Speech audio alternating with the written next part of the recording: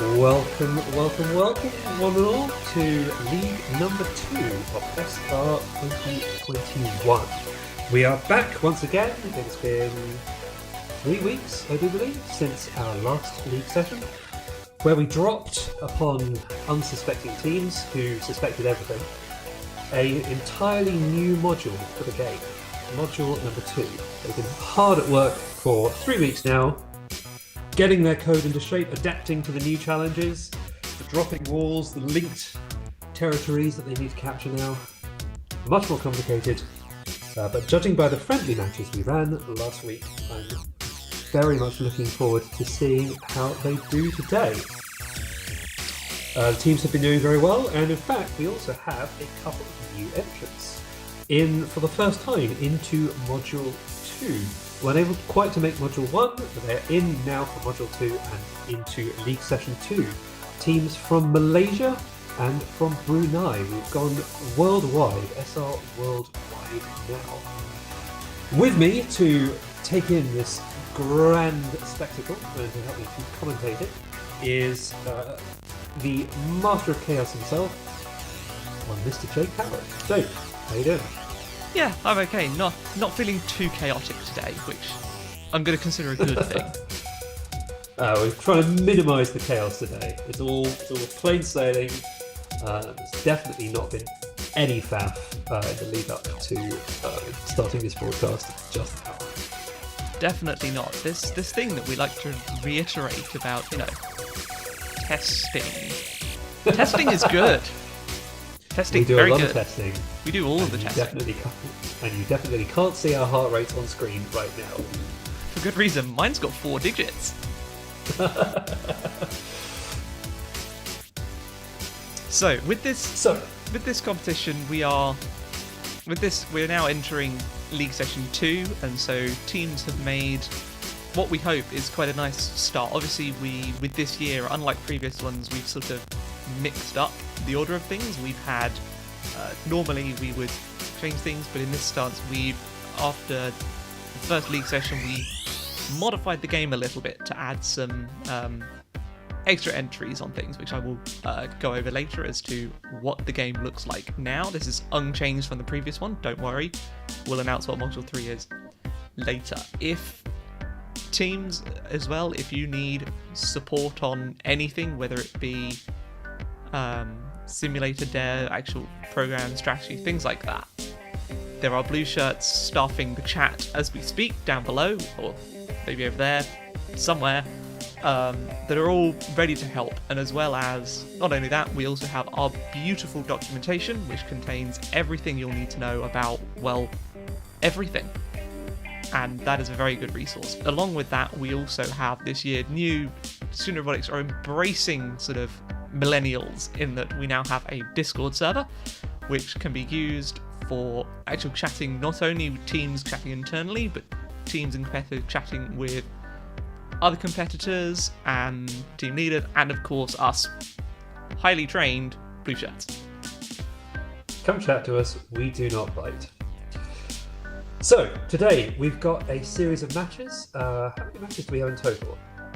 I'm trying to do the maths in my head. Some matches. 30 odd matches. As before, it is a 1v1 game. First match is starting in about 6 minutes' time, and it will be between TKC, one of our new entrants, College Tunku Kursia. Forgive my terrible Malay pronunciation. They'll be facing off against Team 1 from the College of Richard Collier. That will be at 10 minutes past the hour. Looking forward to that one. As before, robots compete in the matches. The matches last about 2 minutes. The robot that wins gains for itself 4 points within the Grand League. The robot that comes second or loses will get 2 points. Any ties are broken by robots getting 3 league points each, and these league points go in to seed our grand knockout at the end of the year, the knockouts for Student Robotics 2021. Now, how does this game work, Mr. Jake? Well, this year's game has the comedically interesting name of Radars of the Lost Ark. And as you can see on the screen, the arena is split up, and there are these pink-ish coloured territories with an orange-ish coloured tower in the middle of them. The aim of the game is to have, at the greatest extent throughout the game, of territories claimed by your team. To claim a territory, you drive into the pink area of it, you claim it through the magical method that we give to teams, and then on the screen it will change colour to them. Now, teams can only claim territories which are either connected directly to their home zone or to territories that they also have claimed, and we can see the territory links on screen with these blue lines.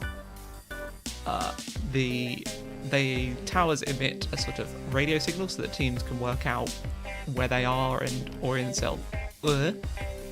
themselves based off of them. It's quite an interesting game this year. There's a lot of interesting mechanics and chances for teams to get quite a bit of heartbreak, because if another team claims a territory which is sort of in between a chain, anything on the other side of it will be marked completely disowned, which leads to some quite heartbreaking situations, as we saw a few times in our friendlies, which happened last week. As before, the end state of the... correction.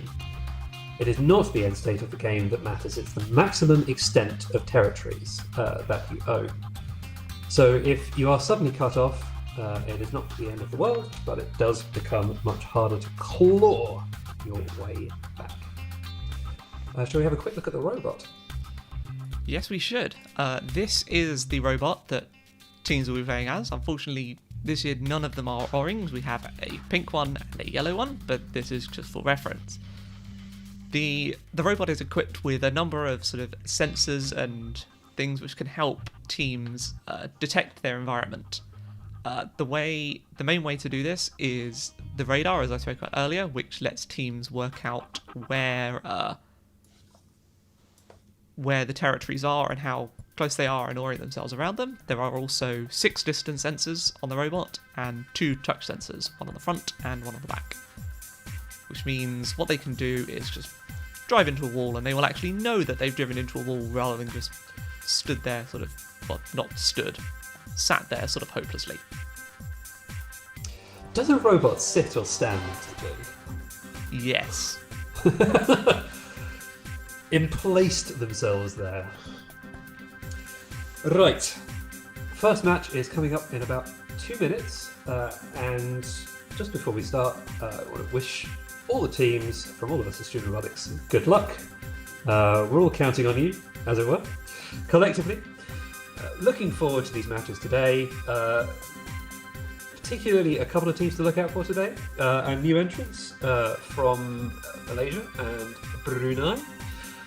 We have MAI and Robobozo from Germany and France, respectively. We're expecting great things out of them.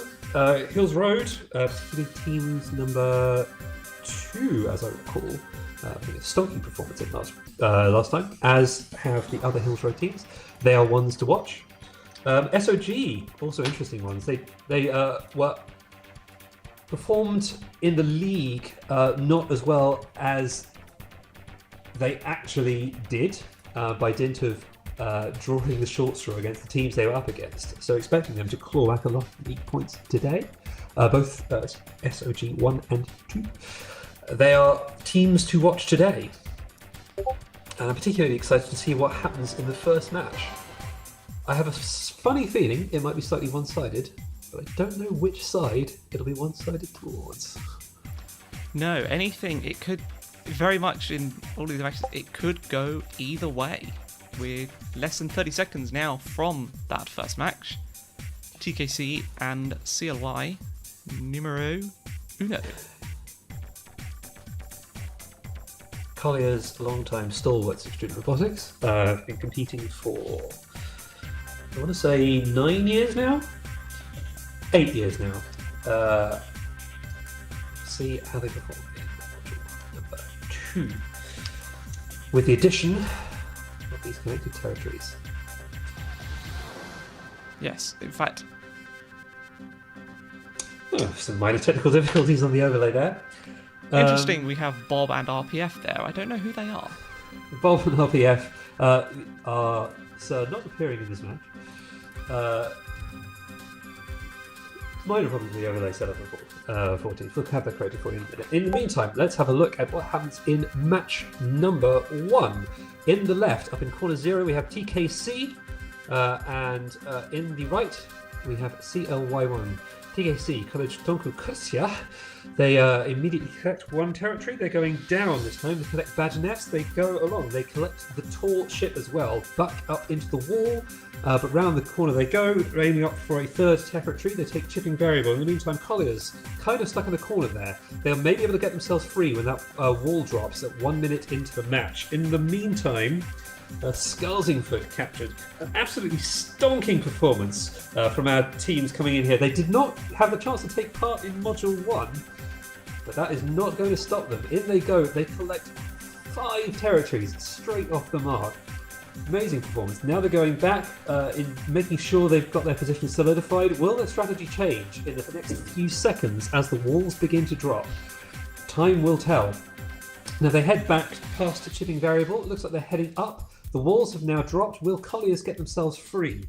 In the meantime, we have TKC heading round, shoring up their position, going back to the territories they've already captured. Not quite clear whether that's deliberate or not.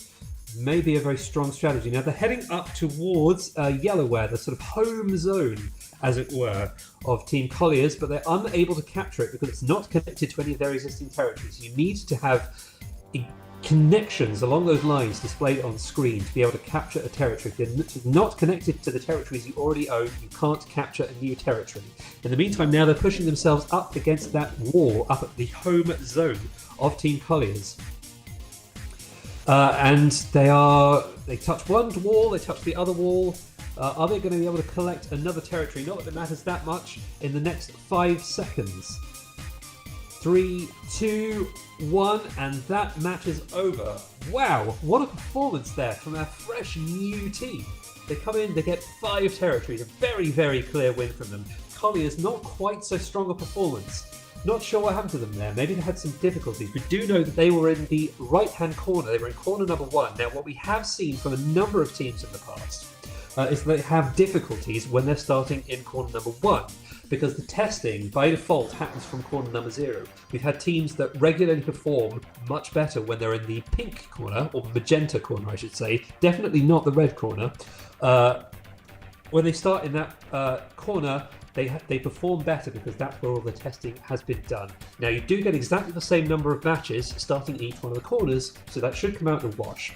But we will have to see how that does for Team Colliers. In the meantime, coming up now, we have Team MAI versus Team We Robots. There's some very historical precedent here. We have the German team from Munich facing off against our French team.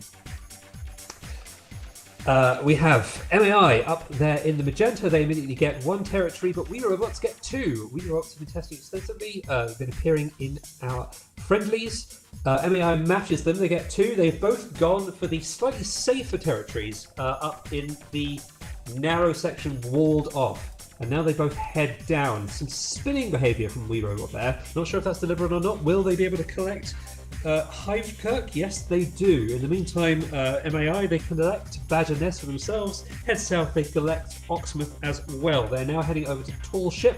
Well, they get the 5. They get the 5 to We Robots' 4. Now, We Robots can probably get 5. It's going to be a bit of a tussle here in that central section. There are chipping variable, Scarsingford, and possibly the mighty Beeston, that central territory up, which is slightly harder to navigate to. You've got to get in between those walls there. Now We Robot is turning the tables on MAI. They go over to the left-hand side of the arena, to that western side, and they start taking territories left, right, and centre. In the meantime, oh, look at that! Quite the cut-off. Quite the cut-off. No to that, says MAI. They cut We Robot off by taking Scarsingford, and immediately all those connected territories from We Robot disappear. Now, what is MAI going to do? They've cut them off. They now need to take territories back for themselves, and that is the end of the match. That that was an amazing performance from both teams there. Quite a few territories captured in actually quite a small amount of time. Good, that was a very high-scoring match, actually. Yeah, I mean, speaking of the end state at least, that's 4 territories apiece, which... Yeah, I believe We Robot took that one, actually, in total. Wow, that's exciting. Who have we got coming up next? We've got Button Peveril coming up next versus Kegs Chelmsford. Kegs have been doing very well in our last friendlies, as I recall. So, I'm interested to see how they do against Button Peveril here.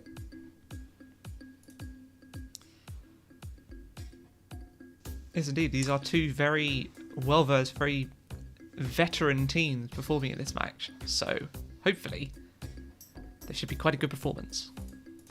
Technical difficulties fixed there. Sorry about that. We had some fandom teams appearing.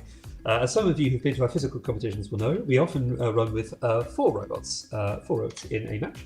This year's game has 2 robots. We just had minor difficulties around adjusting to that. So coming up next, we have Button Peveril and Kegs Chelmsford. Let us see how they do. Button Peveril will be starting up in the magenta on the top left, Kegs up in the top right. They go straight out, collect yellowware. They're both going for the safer options here, except that Kegs overshoot slightly more slow, measured behaviour from Button Peveril up in the left. But currently, they're at the same number of points. Now, Button Peveril's been able to develop slightly better here. They come out slightly earlier. They get up to 4 territories. Looks like Kegs are having a little difficulty navigating their way out of that shut-off zone. Now, of course, the wall there will drop at 1 minute into the match. So if they've not got out by then, they'll be able to do so at that point. 5 territories in the meantime, taken for Button Peveril. They got the 5. They're now lining up, squaring up to take chipping variable down at that central left position. Will they get it? They carefully navigate themselves around, and no, they are just circling the tall ship.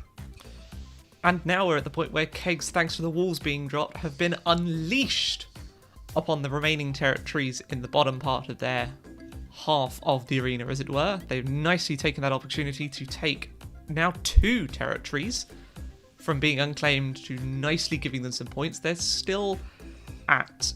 are now equal, in fact, to the BPV robot there, and maybe going for increasing it if they can take this territory, which they can. Yeah, that is a winning state for Kegs. They got stuck early on, but that wall dropping has really helped them out. Yes, we do remind teams that intelligent movement is the correct way to do this. The wall drops at a known times. If you want to just ram your head into it until it happens, we will not stop you, but we do highly recommend driving around it. It's slightly less painful for the robots if you do it that way. Will they take... Yes, they will! That was a very close call. Fractions of a second to go before they took Beeston right at the very end there. Goodness gracious me. Ooh. I mean, that's quite the last minute performance there from Kegs. A robot after my own heart, really. They get stuck, they sort of faff around, procrastinating for the first half of the match. Just pushing up against the wall, grinding their gears. But as soon as that wall drops, they get straight out, they claw back to their advantage, and they get that extra 2 points from getting Beeston right at the last. God, that must have kind of been more than about 300 milliseconds. That's right as the clock struck 0. So moving into match number 39 now, between team from St. Olaf's, team number 2, and Harris Westminster Sixth Form, team number 1. Let's give this a look, and we now have the Team SR2 moving nicely across the line, grabbing the first territory directly in front of them, and it looks like HWM1 are going to follow suit as well. They are taking the slow moving option, and which is a nice way to get accurate movement in a way which doesn't mean you fly off all over the place. Measured performance from Harris Westminster. Measured. But they get it. They line up there. They take Ponyhurst. So it is currently tied. Although our team from SOG2, St. Olaf's, are better lined up, and they take Badgeness. Will they take Oxmouth? Yes, they will. Yes, they do. Unfortunately, Harris Westminster still struggling. Whilst they've claimed that token in the top right-hand corner of our screens, they're still yet to move around it. It looks like the Wolves are moving very slowly, but it seems that maybe the left-hand motor isn't quite moving, and still, as the walls drop, they're still yet to move out of that enclosed section. Well, they've got a lot more options for navigation now that these walls have dropped, although they're going to have to work hard now, because St. Olaf's team number 2, they take Scarsingford. They're pushing out to the other side of the map, and they take Beeston as well. They're lining up... they're maybe trying to line up for an all-territory situation here. They're going for this territory. They can take Ponyhurst. They might... if they can get it, it might get taken straight back. No, they've given up. No, they've given up. There's a robot in the way. They head south. Let's see if they can hit Switchstone instead. Currently, they're ramming the wall, teaching that wall a good lesson. There are bump switches on the front of the robots, so the robots can sense whether they're pushing into a wall. This robot has decided not to do anything about it. Yeah, we see, as I said earlier, the teams do have the ability to detect whether they are driving just flat into a wall. It's not a great strategy for claiming territories, given that walls are not territories, but we're not going to stop teams. I mean, it also has to be said, they weren't pushing into the wall there, Jake, but they did win. So who are we to say what's a good strategy and what's a bad strategy? It's an interesting tactic, I guess. I can give them that. Maybe not one I'd recommend, but it's a bold strategy, Cotton, but it did pay off for them. All right, coming up in match number 40, we have another new entrant. We have the Malay College from Kuala Kangsar against Eltham College from South London. They'll tell you it's Kent. It's South London. It's South London. You've got to get the pronunciation right, which... I mean, technically, I'm currently sat in a very outskirty part of South London, but that's only because it's everywhere in the south of England is actually South London. Right, we have MCK. We have the Malay College from Kuala Kangsar. They come straight out. They're going for the bold strategy. They're not going for the safe ones first. They go straight out south. They take Badgeness, they take the tall ship, and they take Chipping Variable, and straight across. Aggressive play coming into Scarsingford. They're leaving a whole bunch of territories uncaptured in their own side of the map in favour of going and being really, really hyper-aggressive. Really interesting to see. Eltham, they go south. They are playing a slightly more aggressive strategy. We'll see if they can take back Switchstone. They do. They're going to need to push out hard or do something quite interesting here. In the meantime, we have the Malay College. They are coming back. They're now shoring up the position they already have. Will they be able to go north, take Beeston? No, they're heading back. They may be heading back to take the slightly safer territories than their own side of the map now, having gone for that initial very aggressive play. No, it looks like they are just shoring up their position. In the meantime, Eltham, very slow, steady pushing out to the map. They take Scarsingford. It is taken back by MCK. Are MCK going to go and push out and take the other territories? The walls have dropped now. Goodness gracious me, Jake. I'm getting a heart attack from watching this. Yeah, well, we're seeing, in fact, there, the Eltham College, they may be going for a chain break there by taking Chipping Variable. Unfortunately, it doesn't seem like they're spending enough time capturing and spending too long lining up, and even driving it's not connected. It's not connected to their own chain, which is preventing them from that would chain be break. They need to capture Beeston first, possibly with the safe territories. Now that is definitely a point in favour of taking the safe territories of your own, because it makes it much easier to do a chain break later if you have those safe too. Yeah, it looks like they haven't quite checked and taken into account that there is a chain leading from the territories they're trying to take over to the territories they do in fact already own. And that is the end of that match. Goodness gracious me. There was a lot going on in that match. Again, there's a lot of conflict in that central area, which is completely intentional that we built it that way. But it's still nice to see that there is a little bit of stealing going on between primarily Chipping Variable and Scarsingford. Yeah, that's where all the action is happening. Action does indeed. And in this next match, we could see some very interesting action as we see the battles of the HRSs. The HRSs is that's how you pluralize things in English. Just add some S's and hope for the best. HRSs. You sounded like a bee there, my friend. Bees? Surely not. Where? Yes, bees. Let's see if there are any bees in this match. Oh, we're going to keep this next match of the Cambridges bees free. We've got HRS2 up in the left in corner 0 and HRS1 in the magenta. Some nice, almost synchronized swimming levels of movements going on here. Both driving almost mirror-like. Now, we are reasonably sure that they are not actually running the same code, but their strategies do at least appear to be shared. They are different teams. I'm sure they're not been colluding against each other, but exactly. But also, I'm sure they've also been able to practice a lot. Yes, HRS have 4 teams in total entering this competition this year, so they have a lot of chances to run their own internal versions of friendly matches. And here we are, 40 seconds in, and well over half of the territories are owned by HRS team number 1. HRS team number 2, they have 5, which is a great effort, especially given that it's only 40 seconds in. But now, unfortunately, not quite as good as their counterparts. Now, I can't see it from this perspective, but it almost looks to me like the Hills Road number 1 robot is stuck there, as if they're slightly wedged between the tower and the Hills Road number 2 robot. It looks like to be the case. From here, I can't see that their wheels are moving, which I realise I'm looking at about 4 pixels worth of data, but it definitely doesn't look like they're moving, which is unfortunate, which also means as well that the XRS number 2 robot is wedged very hard into our arena wall, which they're not going to get out of. And with 30 seconds left, that means they're unlikely to equalise, given that their radio transmitter on the robot, which is positioned just underneath their flag, is also unfortunately outside of the Skarsingford territory, which means they couldn't even claim that and just get some extra points. It wouldn't be equalising, but it would be some more game points to put in their metaphorical hat. Yes, the game points, total game points you score through the league does make a difference because it can break ties when we are selecting for the knockouts, when the league points are equal, and that is the end of the match. You know what, Jake? I'm very glad that those radio towers are well built.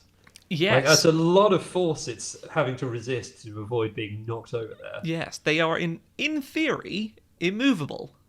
We would like to not invite teams to actually try and test this. I mean, at least with this physical competition, having the strategy of driving headfirst into things is only a waste of time rather than actually detrimental to your robot. But yes, whatever works for you, really. So, Alistair, who do we have coming up in this next match, number 42? Well, I'm glad you asked me that, Mr. Jake. We have Hills Road team number 4, another Hills Road, and they will be facing off against St. Olave's Grammar School team number 1, the other team from St. Olave's, who will be in corner 1 in the yellow. Now, they were a solidly performing team last league. Let's see how they do this time against Hills Road. Hills Road, first one's out. They collect Picton. It is theirs, but they're only getting one of those safe territories. Instead, they go south now, immediately down, and they take Badger Ness. In the meantime, SOG1, St. Olave's Grammar School, St. Olave's Grammar School, team number 1, they go out, they get the other safe territory there. They get Ponyhurst, they'll now have to navigate this way out, but they're going to have to navigate their way out very quickly because Hills Road, team number 4, are taking a lot of territories, and they're taking them very quickly. Now, they'll need to line up there on chipping variable. Can they take it? Yes, they can. That gets them the connections to span the rest of the map. Now, as it turns out, those narrow choke point territories down there, chipping variable and Skarsingford, and to a lesser extent Beeston, are very, very important for being able to stretch out and capture the other side of the map. Will they be able to get to the other side of the map solidly? Can they take Skarsingford? Yes, they do. That gets them access to the slightly safer territories, the natural expansions, if you will, of St. Olave's Grammar School team number 1, and immediately they go in, they take Switchstow. Solid performance here, Mr. Jake. Yeah, it's unfortunate to see that whilst HRS number 4 are doing quite so well, we've seen a slightly less impressive performance here from St. Olave's team number 1. They've claimed 2 territories, which is a great start, but unfortunately, when you compare it to the might that is HRS number 4, it just doesn't quite hold up, and it looks like HRS 4 are not even letting them have those 2 territories as they go. They take Ponyhurst, or not Ponyhurst, the other one. That is Ponyhurst. That is Ponyhurst. Yay! And that's Yellowware. Yeah, some kicking ass and taking names here from Hills Road team number 4. I'm suspecting that what's happened here for poor St. Olaf's team number 1 is that they're suffering from the corner 1 curse. That their code is not quite behaving as expected when they're not starting out in corner 0. As we like to reiterate as many times as we physically can with Screen Robotics, and really all development in life is test as often as is physically possible. Test, and then when you're done, test again. Testing, as we well know, is a very, very good thing. And let's see how the teams in match number 43 go with regards to have they tested properly. In corner number 0, we have St. Paul's College from down in Australia, and we have King Edward VI Grammar School in the corner yellow. These are both teams that we've seen actually some quite good performances of recently in the last league, so let's see how they perform. And they both move right across the line, grabbing the first territory that side. St. Paul's at least off to a start. It unfortunately seems like Team KEV may have missed the mark slightly on the Yellowware territory, which means unfortunately they are not in a position to be able to grab Ponyhurst due to the fact they don't have a territory link to it. This is not a problem for St. Paul's as they go down, grab Bagerness, which nicely grabbing that. A great example there as they drive in the wrong direction. Okay, no, maybe not the greatest example, but, you know, they have 3 territories. That's a stonkingly good start. They are lining up to the Oxmouth territory and nicely grab that one as well. In the meantime, the Kev Robot is still, unfortunately, stuck on the Ponyhurst tower. Doesn't look like they're moving. It's possible they're having technical issues, and as such, their robot has unfortunately crashed. We remind teams that both Discord and the YouTube chat is currently staffed with a number of highly trained and experienced blue shirts ready to answer any and all questions related to Screen Robotics.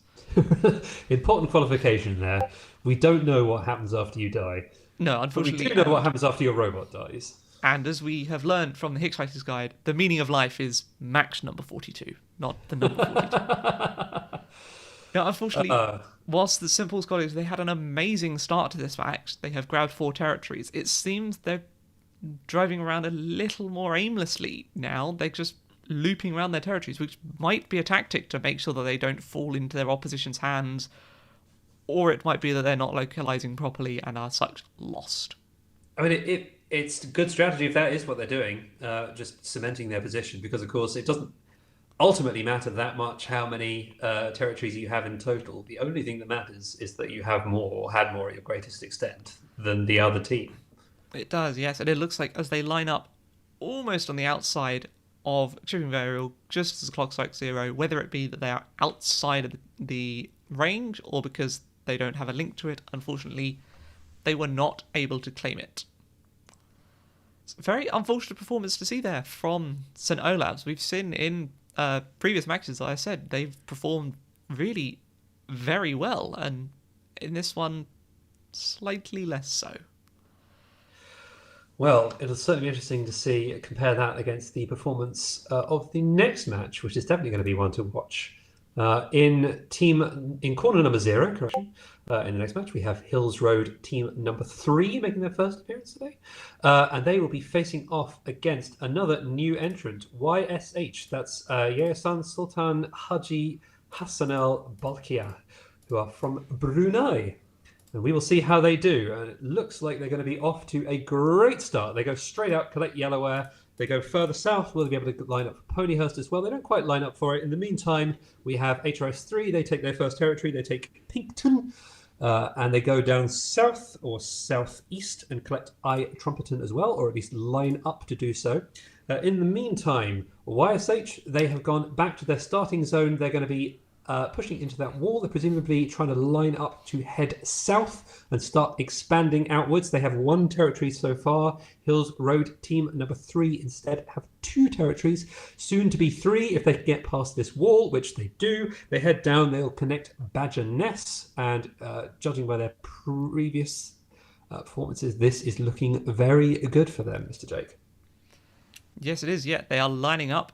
They are taking the Oxmouth Tower, moving towards the tallest of ships, territory number TS. Unfortunately, it seems like they're having some issues actually lining up to it and being able to take the territory. They're well and truly in range, and there we go. Now they actually take it, moving on to shipping variable, taking that one as well. They've nicely, very efficiently taken them, moving on, probably taking Beeston as well.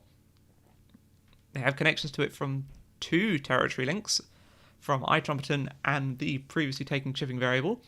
Take that as well, moving on to the Skarsingford territory, well and truly in the YSH side of the arena, who are still facing sort of dormantly in their starting zone. Whilst they've taken 1 territory, they seem to have turned around and gone back home, which is an attitude I can definitely identify with. To go home. Right, that is a very solid performance there from Hills Road team number 3, who take, goodness me, was that 1, 2, 3, 4, 5, 9? 6, 7, 8, 9 territories. 9 territories. Very solid performance. Not quite the peak we've had today, but very, very close. Really good performance from them. Right, who do we have coming up next? Well, we have in match number 44, 45 even, if only I could do maths. We have Team SOG number 2 and HRS number 2, who had the battle of the... I don't want to say the battle of the number 2s, that sounds wrong. The battle of the Team 2s. Let's call it that. Yes. Is it Team 2s or Teams 2? Yes. It's one of those. Let's see how both of these team number 2s perform. Both of them, in fact, the XRS number 2 robot moving there very quickly. They're taking a page out of my book of just driving at full 100% motor power, just as hard as you possibly can. It's a great tactic. It totally works. Don't listen to anyone else. And it clearly is working great for them. Unfortunately, it seems they're having the same issues with driving just straight into the wall there, not quite aligning themselves properly. So now that's team number 2 there, showing us nicely how it's done by if you move slower, much more controlled. They take they take Pinkton, they take High Trumpets, and they are moving down, taking Bagdinus, lining up to the tallest of ships, taking that one as well, and there's 14 seconds and still the might of HRS2 will be unleashed upon the world as the wall drops, and they will be able to take the remaining ones, we hope, in their side of the arena. In the meantime, St. Elias team number 2 lining up towards skipping variable, and as the wall drops, it seems HRS number 2 moving very quickly, taking the Hivekirk territory, taking as well with it Bananas. Banana Ness. Yes, that is actually what it says, Banana Ness. Taking good opportunity of this. Now that the wall has dropped, they can unleash their might, which implies they may be having some localizing and positioning issues where they think that there is not a wall where there actually is. There is definitely a wall there, HRS team number 2. You should be aware of it. Walls do exist. St. Olaf's definitely are.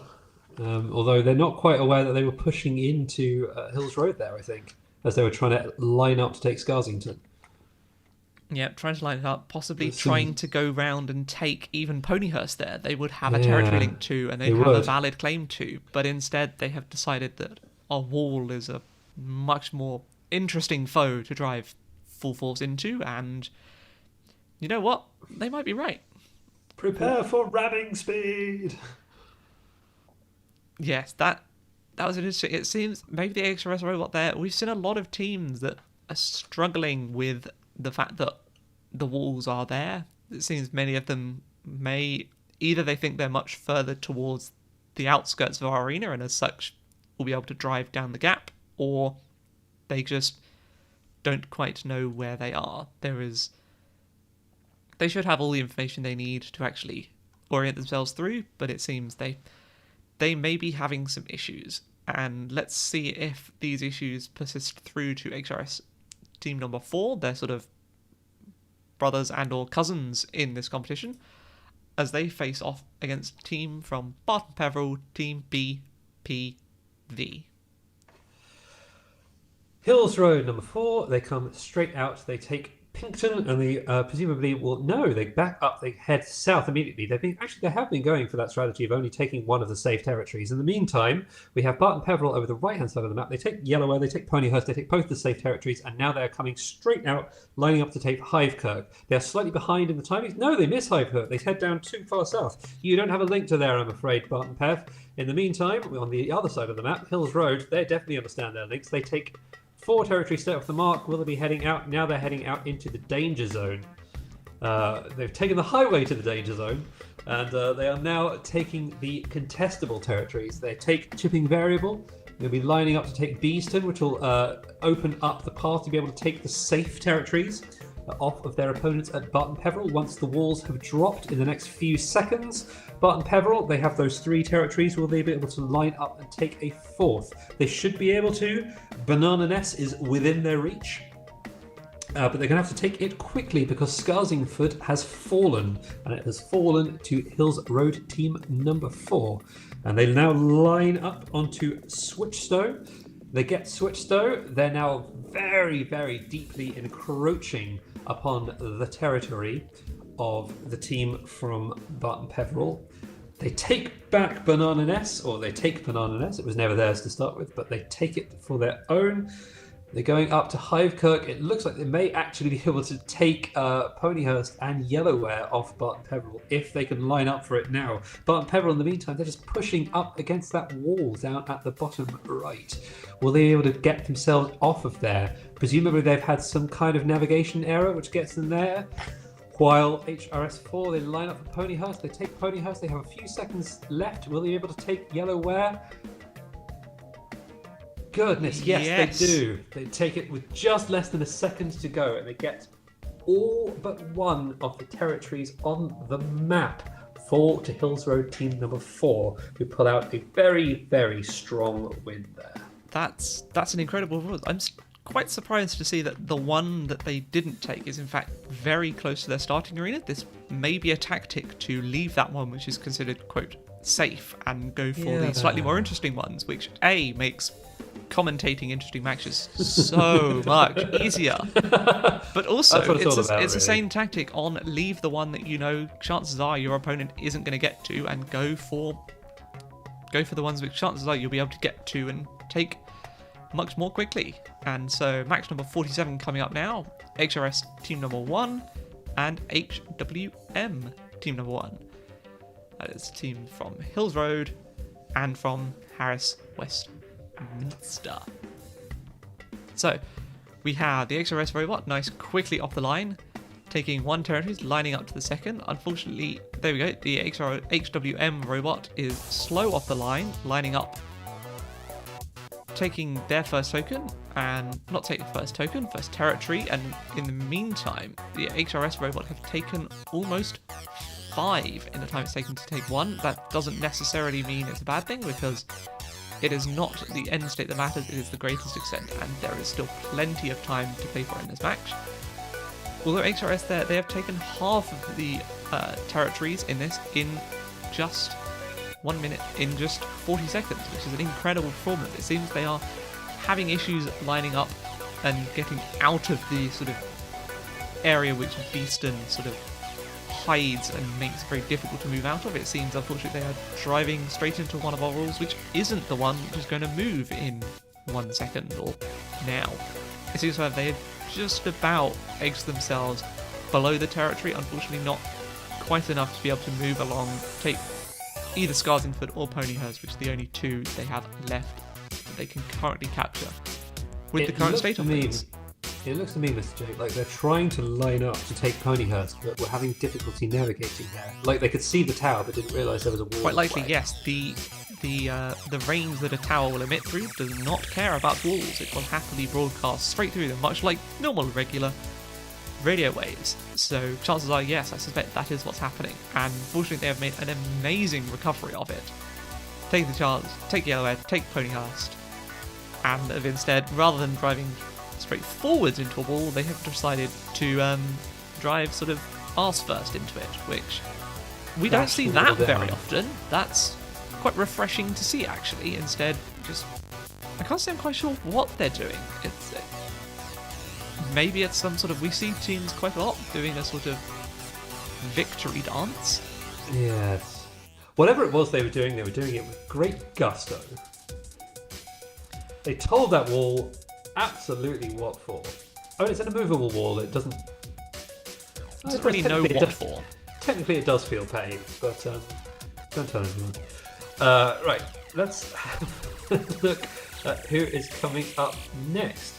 We are approaching match number 48, and we have YSH. They will be in the pink. What's that corner? Magenta. Magenta is the colour I'm looking for. It's magenta. Pink. It's magenta. There is Yayasan Sultan Haji Hassan Al Bolkiah from Brunei. They'll be facing off against Colliers, who will be in the yellow corner, which definitely is yellow. Yes, that one is yellow. I'll let you have that one. Right.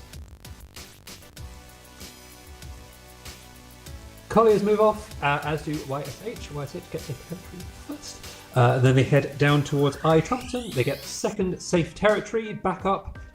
They get back to past the wall. They get out from that safe area quite easily. Line up there, take Badger-ness, and are now in a very good position to start expanding out to the rest of the arena. They are definitely the ones to watch in this match.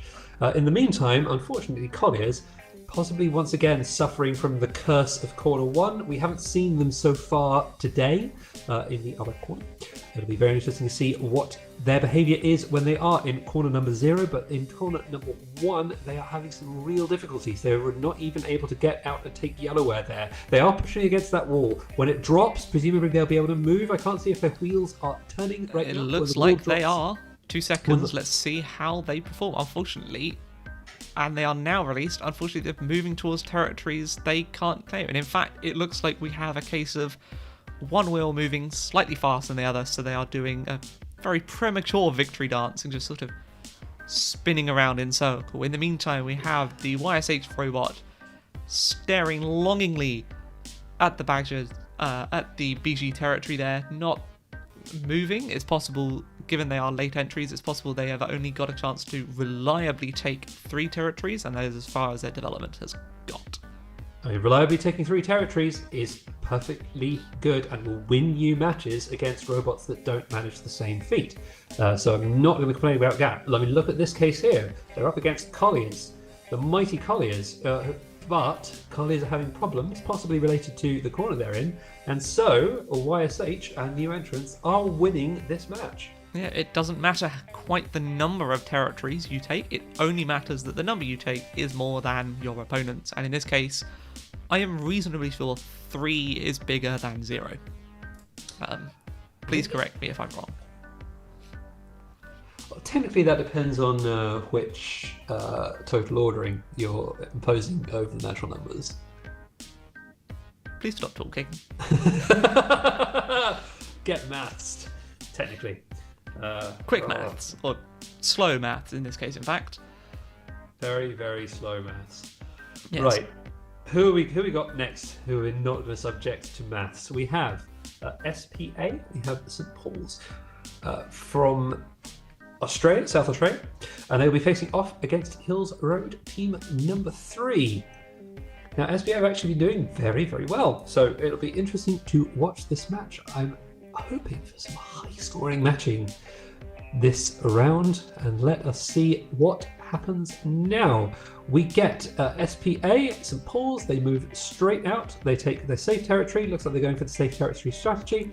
They head down now. They take I Trumpeton in the meantime. Hills Road team number 3. They're doing the same thing, just slightly slower. SPA, St Paul's, they are now heading down. Looks like they're getting into that nook that is the safe area. I'm not quite sure what the strategy is here. Possibly getting slightly confused about the wall. Well, it seems like their right wheel is actually wedged on it, which is quite impressive. So hopefully they'll be able to Oh dear. release themselves from its clutches in 15 seconds when the wall drops, and then be able to claim some more towers. Unfortunately, in the meantime, the XRS number 3 getting stuck between things which won't move in 4 seconds, being the towers inside territories. They do tie it up though.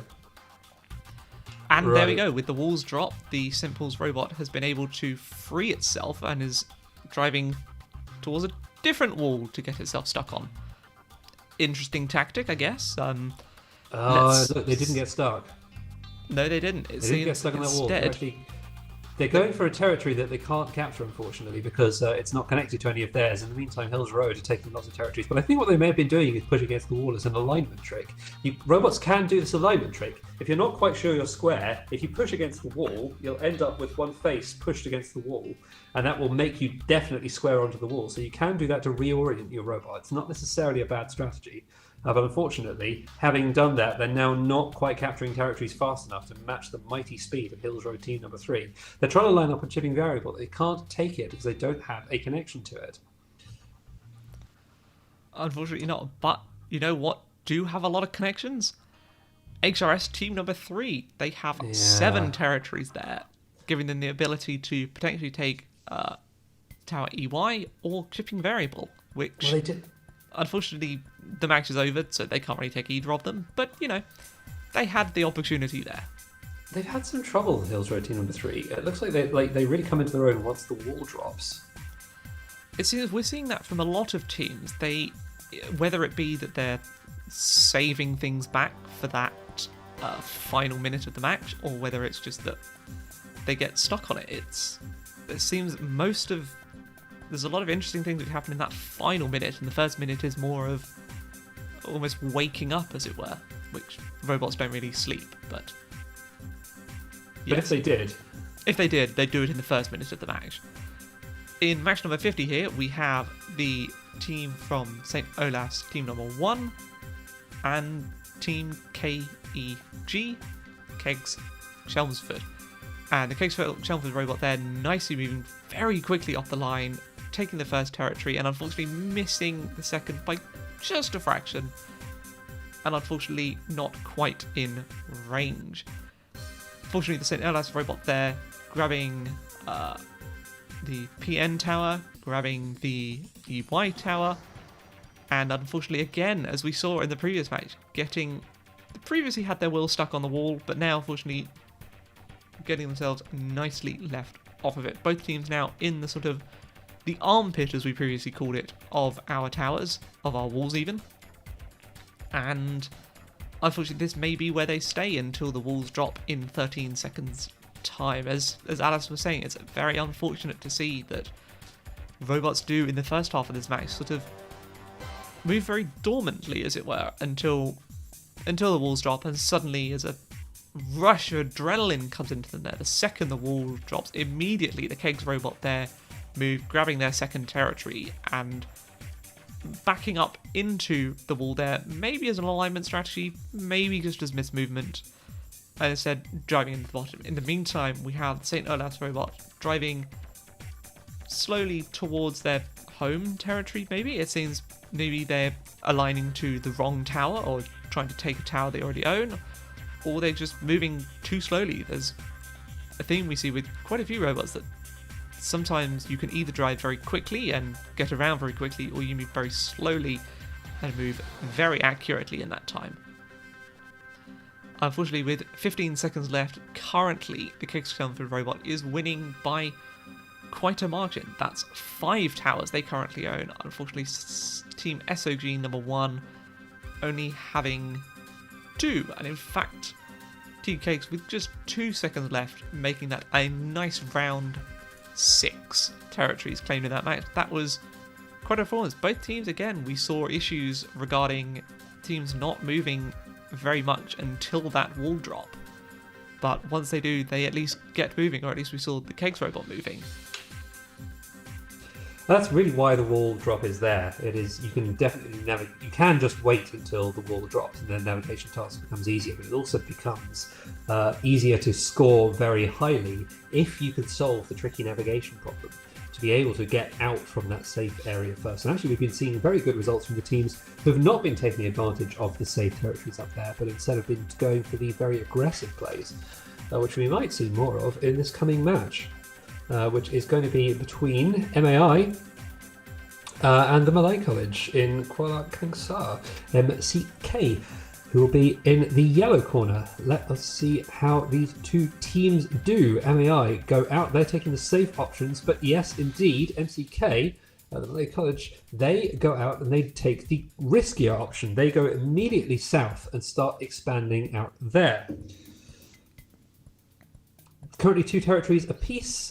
MAI are going back up. They managed to navigate their way out. Exactly what we were saying. They can navigate their way out before the walls drop. It gets them more opportunities to score points. We are looking at 3 versus 4 territories taken right now. Although MAI looking to square that up as they take another territory. They are lining up for 5th now. Taking tall ship, moving towards the shipping variable tower, and in the meantime, it seems like the Malay College as well are kind of lining up towards it, getting a little bit of contention there, but unfortunately the Malay College not able to actually take it. And instead, whilst they were lining up, Gymnasium Martin is sort of nicely taking Skarsingford, taking Beeston, and showing that in fact, if you snooze even a little bit, you may have a chance of losing.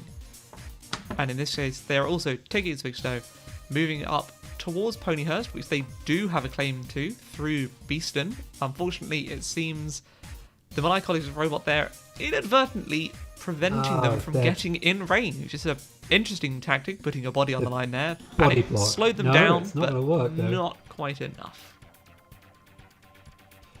Interestingly, the Malay College, they are there in range to be able to take Ponyhurst back, but they're not doing so.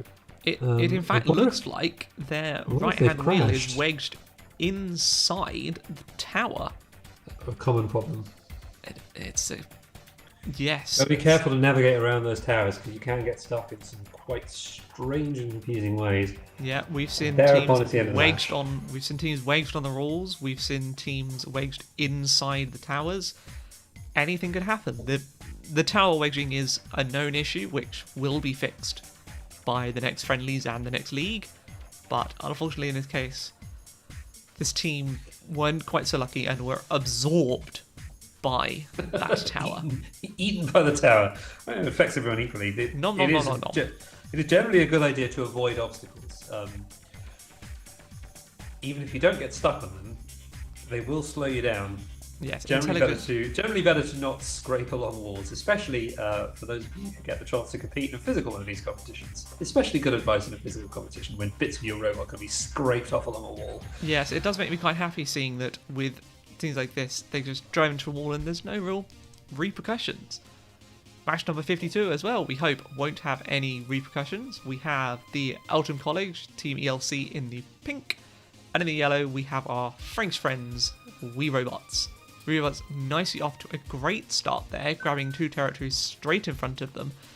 Eltham College there taking an interesting tactic, rather than going for the 2 straight in front of them, they just move straight down south, taking BG and OX towers. Very nice. Unfortunately, the Ouroboros robot is maybe having some alignment issues as they're trying to get through the gap between the moving wall and the floor, as it seems they're going the wrong way. Given this is corner number 1, Alistair, I wonder whether this is a case of the curse of not testing properly. Maybe. This is a rare misstep from Ouroboros. It is. They are a rookie team this year. They have shown themselves to be a very experienced team, and it's very unfortunate to see this sort of quote late stage in the game that they are having alignment issues. And as the wall drops, this may make their life a bit easier because there are fewer things to accidentally run into. But we will see. And in the meantime, Eltham College showing us exactly how it's done, taking a grand total of 5 territories, and now it looks like just having a bit of a snooze, sitting on the Beeston Tower. And having a bit of a snooze is a very bad idea right now, because if the robot from We Robots manages to get back to its normal program of territory taking, it could very easily win this match. Currently, unfortunately, it looks like it's trying to drive take towards the the Eastern Tower. Yeah, but it's just not going to. There's a it's immovable clearly wall in the way. detecting. It's clearly detecting that it's hitting the wall, right? Because it's not just ramming the wall. That's not bouncing. That's driving backwards. It's doing some back off. Yes, walls are not made of rubber. But it's not then changing its behavior. See, when you're doing back off to deal with these unusual situations after sensing that it's not going to plan, it's generally a good idea to have a limit to the amount of times you'll do that before you have something which sets a tower to be ignored or something like that, something which actually causes you to change strategy. That's generally a very good idea for robustness. If what you're trying to do has failed a bunch of times mechanically, then switch over to try to do something else. Don't just retry it. Now, it's good that they are having that intelligence to be able to detect that they've hit the wall, but what they can do is then take it up to the next step. And if they've then gone south and captured some of the south territories, then may very well have won that match. Speaking of next steps, let's transition into our next match, which is a form of step.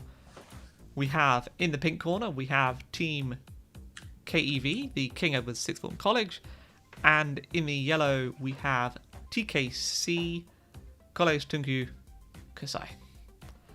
And nicely there, Team TKC moving. Unfortunately, it seems, there we go, they have taken one territory, and in the meantime, the Kev robot have nicely wedged themselves there on, at least it's our movable wall, but they have wedged themselves on a wall all the same. Not the greatest performance there, and in the meantime, the TKC robot again showing us another interesting strategy. Rather than heading straight down south or straight down towards the centre of the arena and catching those territories, they've instead gone for Swixto there, and then on to Scarlingford and sort of ignoring those, and now are wedged on the bottom side of our movable wall there. Now it seems, what we need to hope there is that the King Edward's robot there, well, in 10 seconds when that wall drops, will be restored to their former glory and be able to move around and at least take some territories, because currently the Team TKC robot are in a very healthy lead there with 2 territories to 0, and in fact making it a third there.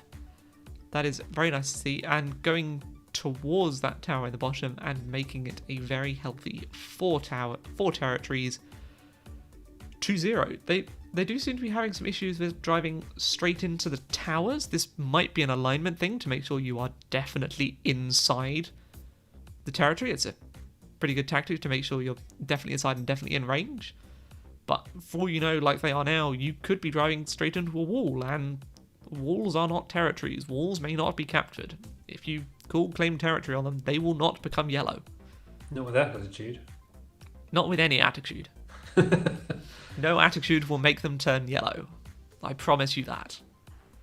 Please don't try. What I find really interesting from this match is TKC's really aggressive choice of starting territory. They don't go for the safe ones, and they don't go for the immediately south option which would be going for Hivekirk. They immediately went for Switchstone.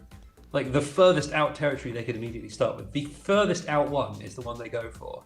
Well, it's possible that their tactic instead is, rather than going for claiming ones close to home, that is the quickest way to get into that central part of the arena.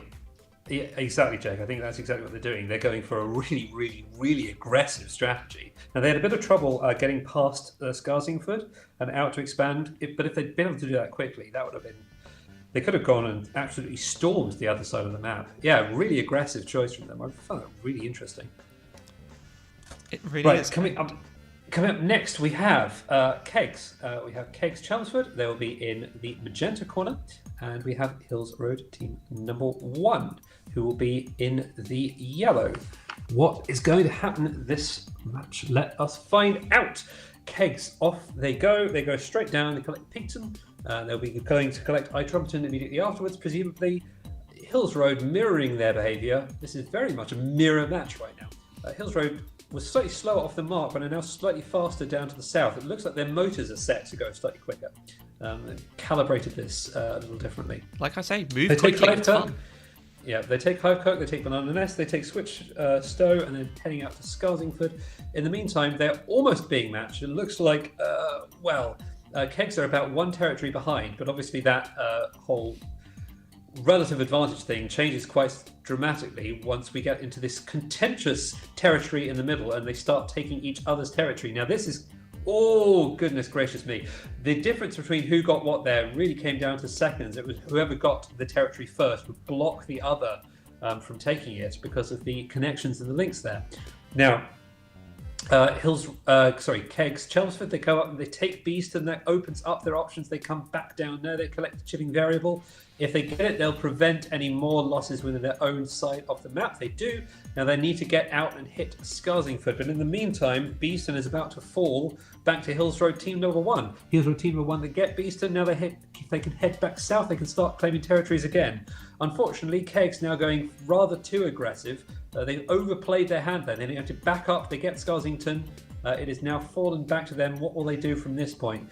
In the meantime, Hills Road, they're trying to squeeze out of that Beeston nook. They are a little stuck there. Will they be able to go south? They can claim either of the territories, two territories immediately to the south of them. Kegs now going way too aggressive, going for territories they don't have the ability to claim. But now they go back south. They get switched, though. They should be able to get another one before the time expires. Unfortunately, not quite. That's no. Very, very close there to getting Banana Nest down in the bottom right corner. That probably would have been a few hundred milliseconds after the zero mark that they would have been able to capture that territory. But really, really solid performance from both teams there. Unfortunately, I think that really at the last minute came down to Hills Road getting caught up in that nook around Beeston territory, which is hard to navigate out of. A really tricky navigation problem because the widths there are not much bigger than the widths around are not much bigger than the width of the robot itself. Yeah, you have to move very accurately to move yourself past it and then come back. And whilst in theory there's no reason to ever drive to behind there, if you do end up there accidentally, it can be a challenge to get out. And speaking of challenges, this match number 55 will also be quite challenging for both teams, as both of them are from the very esteemed Team HRS. We have in the pink, not magenta, Team HRS number 2, and in the yellow, HRS number 4, both teams there. We have differing strategies here. Team HRS number 2 going for the two territories in front of them, and Team HRS number 4 instead going more for breadth rather than depth. They now have 4 apiece, which is very good to see. Moving both towards the centre, we're going to get some quite contentious parts and a very great performance there with only 30 seconds into the match. Both teams are now able to actually contest those central territories, and we have HRS number 4 there heading up towards Beeston. Tied up. Hopefully using that, maybe if they can get past the body block of HRS number 2 and take chipping variable, then they'll be able to score even more. Unfortunately, it seems the body block there is actually an interesting tactic that's working quite well. I was reminded, we saw this from them from HRS2 in the friendlies, if you remember, Mr. Jake. They were trying sit there. They did seem to be doing this body blocking strategy. It turns out it may have been deliberate, which is fine. But also, it has to work for quite a long time, because if Hills Road number 4 can take chipping variable off them here. Well, they're doing some form of retry, and it looks like they're pushing the HRS2 robot down there, and they are now in range of taking the chipping variable towel there. It seems like what they'd rather do instead is move the sort of lifeless carcass, as it were, of the HRS2 robot there and just they've got 15 seconds. If they can take that territory, they'd bring this to a win. This is a draw right now. If they can take that territory, all they have to do is get in there and claim territory. If they can do seconds. I don't think they're going to do it. No, they don't. That would have been incredible. That's so unfortunate. They were this close, but the logic was just going, I need to get slightly closer into that tower. if it had realised that it was inside the capture zone of that tower, all it needed to do was hold it for a second. It didn't even hold it continuously because it's maximum extent that dictates the number of points you get. If they'd be able to just take that tower immediately there and take that territory for their own, they would have won that match. That was so close. So close.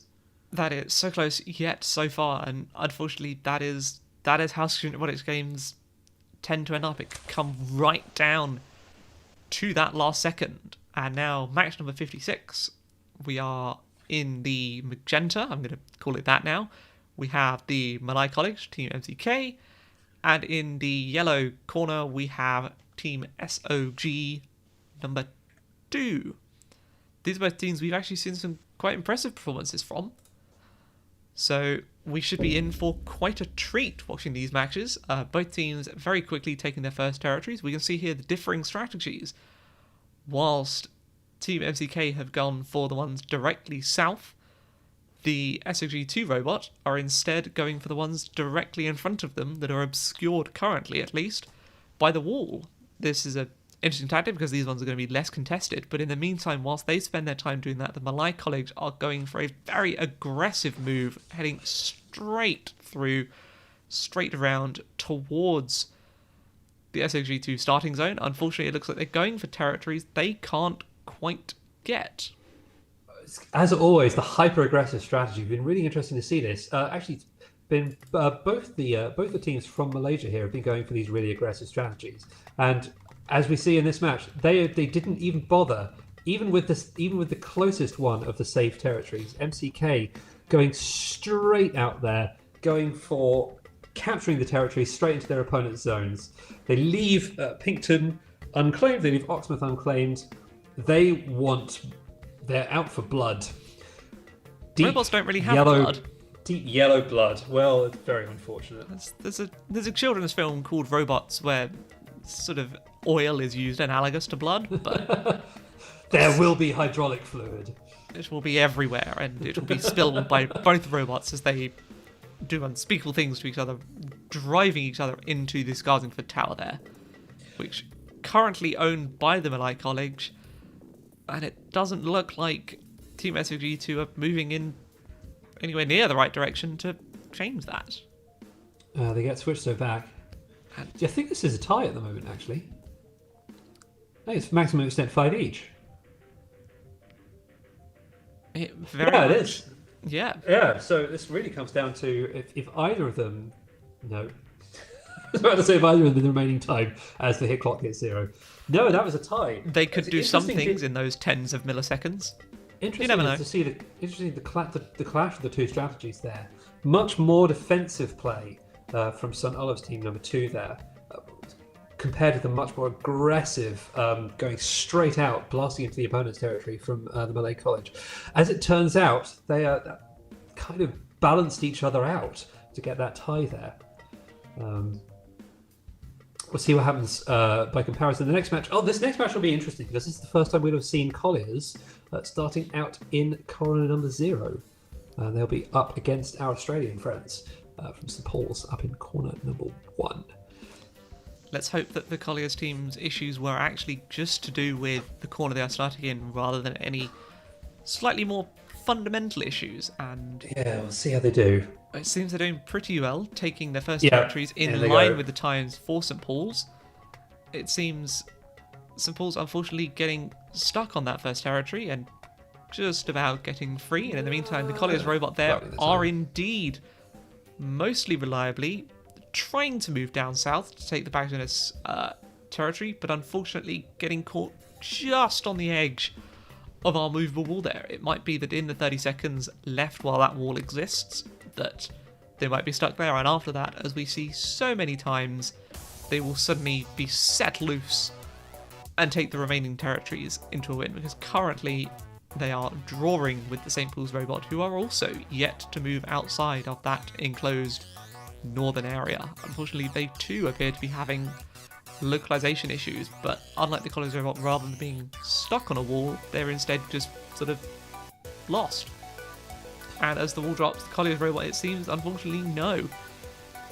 Whilst they did temporarily get caught on it, it seems, unfortunately, they have actually got stuck. Now, this is at least in a different-ish spot to what we saw when they were in the yellow corner, but still not quite great. And as they are sat lifeless, St. Paul's there very nicely, doubling the number of territories up to 4, moving the wrong way to any more, but that's at least now a very healthy win for the Australian team there, rather than simply a draw with the now lifeless sitting Collier's robot there. That's unfortunate to see this stage of the game. I know they were having issues almost immediately before the submission date for this league session, and it's possible they didn't quite get those resolved. We hope that we will see some better performances from them in future league matches, and of course, as I said earlier,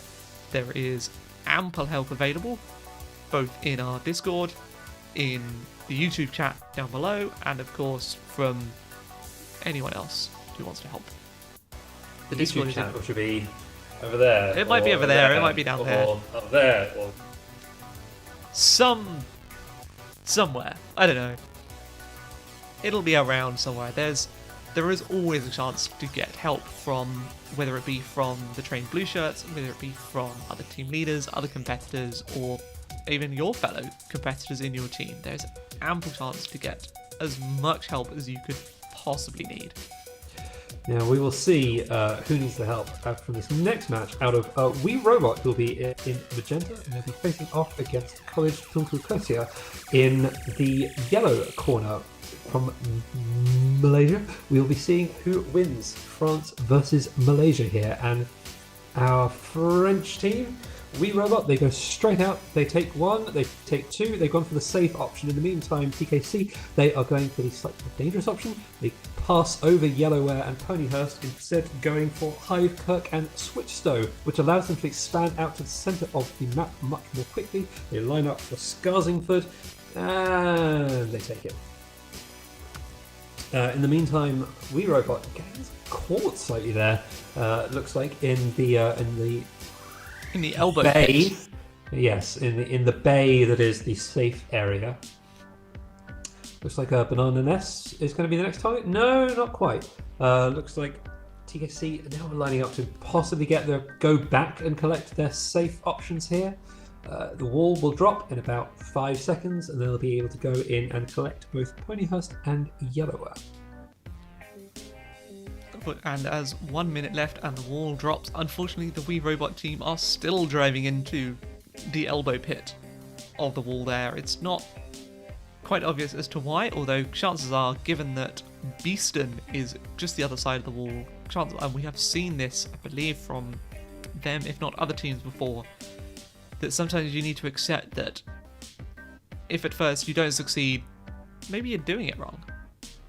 Not the greatest motivational speech in the world, but there you have it. And we can see whilst they only have 2 territories, the team from TKC have nicely got a 3 there, and whilst they're moving quite a lot around Ponyhurst, they're unfortunately not able to capture it due to the fact that they haven't taken the one between them and their starting zone. 3 is definitely greater than 2. Ah yes, maths. We like to blow your minds here at Student Robotics. Yes. With these shocking facts. Yes. Did you know as well? Pi. It's just 3. No. Oh yeah. Pi is exactly 3. Pi is exactly 3.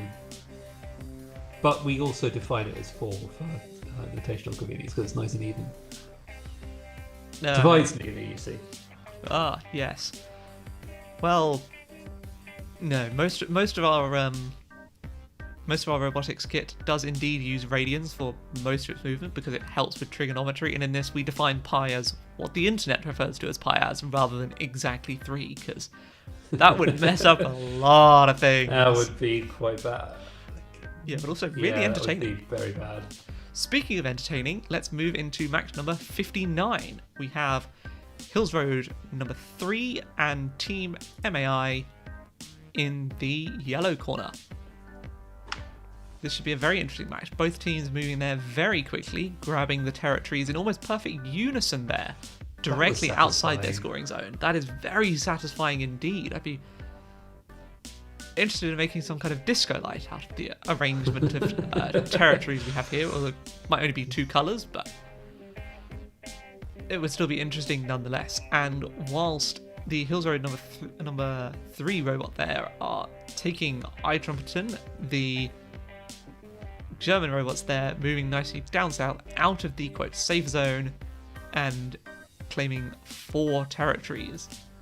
This gives them a very nice healthy lead over their Cambridge opponents, who are still unfortunately sat at 2.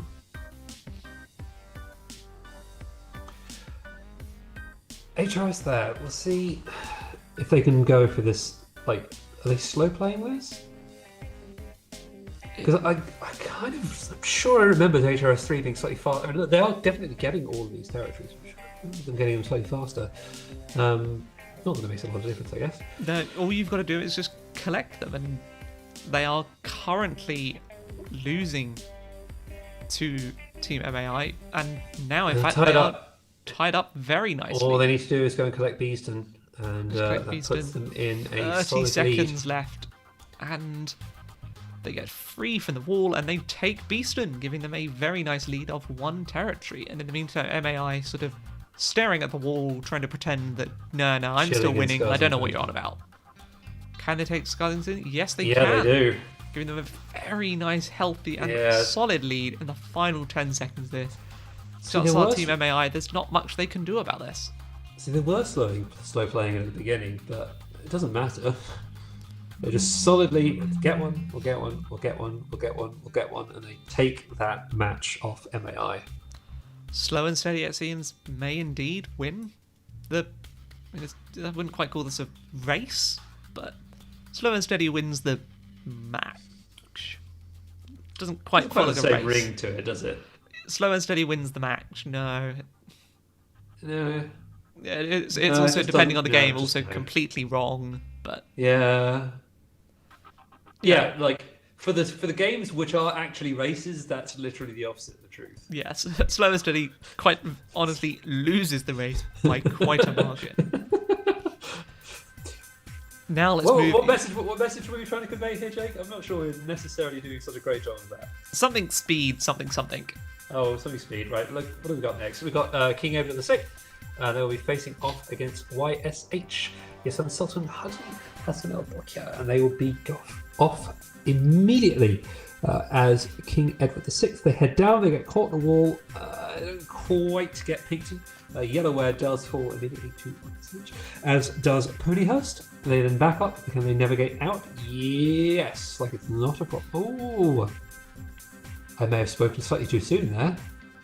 YSH are having a problem. They're not quite lined up to get through that gap. No. They've taken both of the safe territories there. They take Yellowware and they take Ponyhurst. They're moving very slowly there, which looks like, yes, it's a tactic. Yes, they do. As we said before, very slow careful movement, very accurate movement as well. Yeah, it's very careful, steady alignment there. Now that gap up there is not easy to get through, especially if you've gone and taken the safe territories first, which makes, I suppose, taking the safe territories a little bit of a risk. It's much easier once the wall drops, of course, but that doesn't happen until a minute into the match. In the meantime, YSA do get down there. They take Hive Kirk and they take Switch Stowe as well. Will they be moving outwards? Makes a lot of difference, I suppose. Unfortunately for their opponents, King Edward VI, they're not doing quite so well. They got caught on that wall initially, and it looks like they're just not able to deal with that. Possibly the robot code has crashed. We'll be sending all the logs from the robots to all the teams after the end of this league. You'll be able to find out what's going on in the black box. But unfortunately, the answer for what is going on for Team King Edward VI right now is that they are being beaten rather soundly by our team YSH there. That's 5, nice 6 territories there, whilst unfortunately, as you say, the Kev robot there have yet to do anything. And in 15 seconds, I believe that is all over for them. That's 6 territories nicely claimed by Team YSH, and they now sit in the sort of no man's land hidden behind Beeston, claiming their form of victory. 6-0. It's That's quite a defeat there, unfortunately. Quite a defeat. Here's a question for you, Jake. Why do people say nil during sports? Why is it's 0 everywhere else? Right? Well, but why yeah, is it nil? I'm assuming Why is that- it nil except for tennis, where for some reason it's love?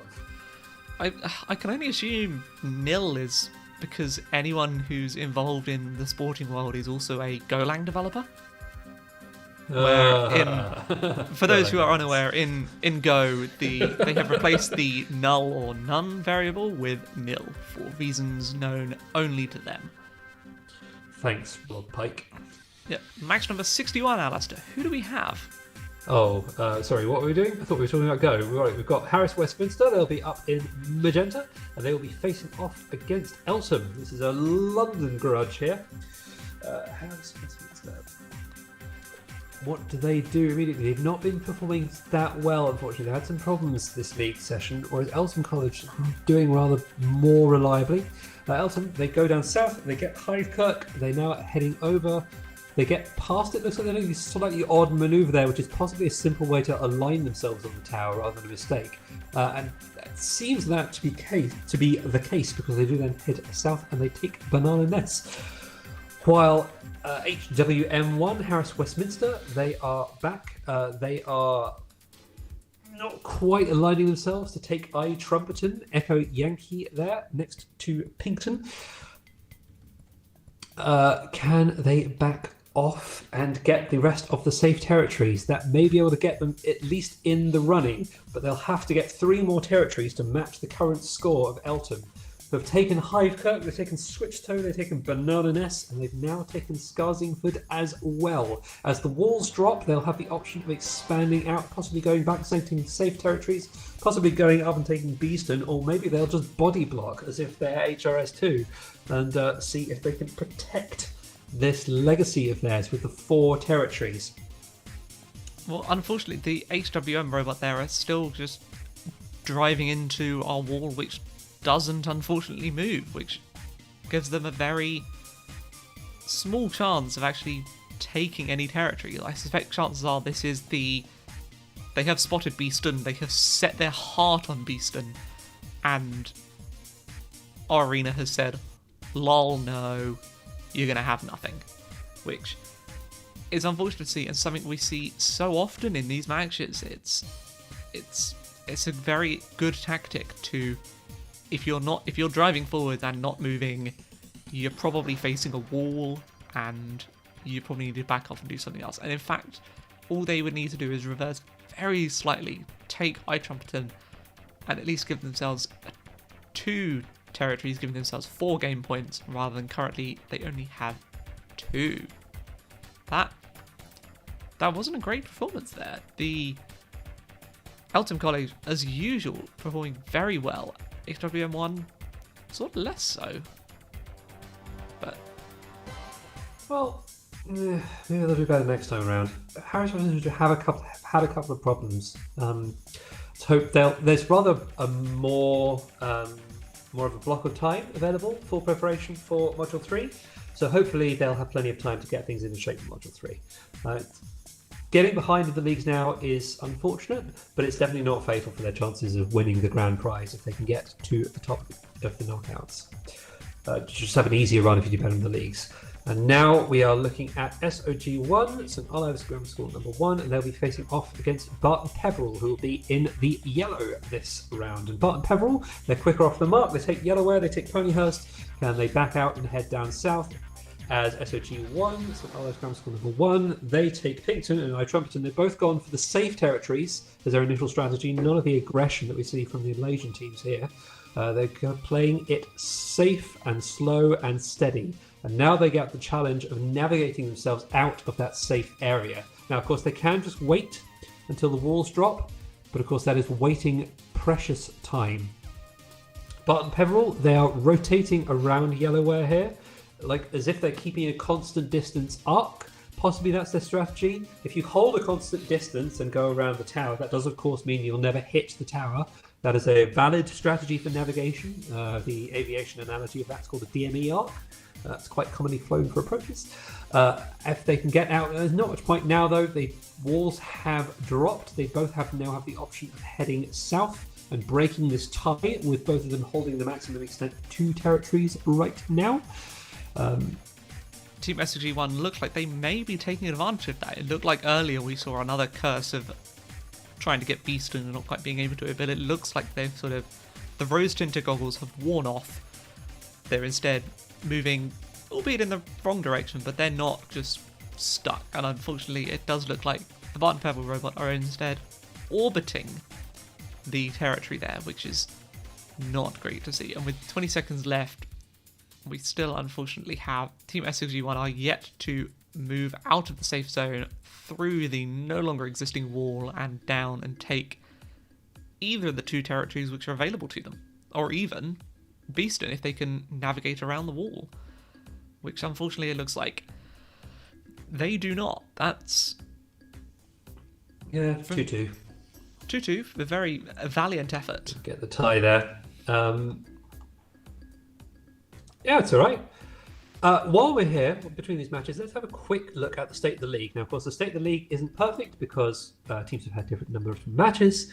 But right now, right at the top, we have the three of the Hills Road teams, 3, 4, and 1. They are holding the top of the league. Coming in behind them is Kegs, then MAI and Wee Robot coming in 5th and 6th.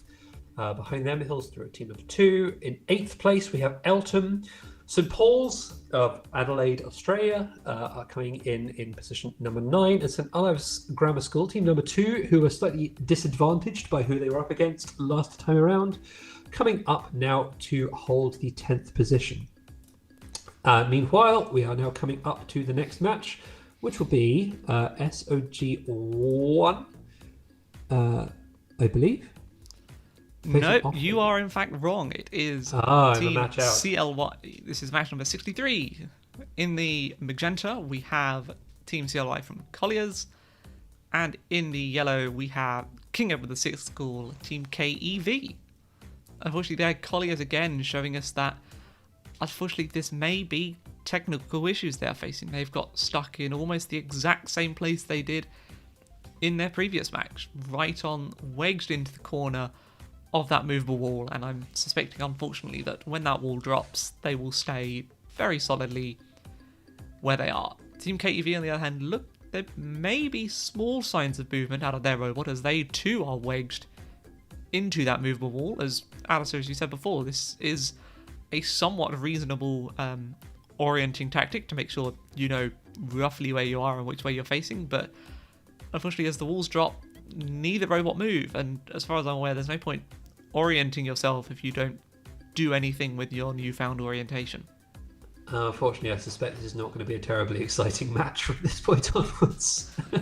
No, but at least Colliers can sit there lifeless with their metaphorical head held high that they have in fact taken 2 territories, winning them the match, as unfortunately their opponents, Team KEV, have no territories to their name, which ultimately, if it's 4 league points, it's 4 league points. Doesn't matter how you get them.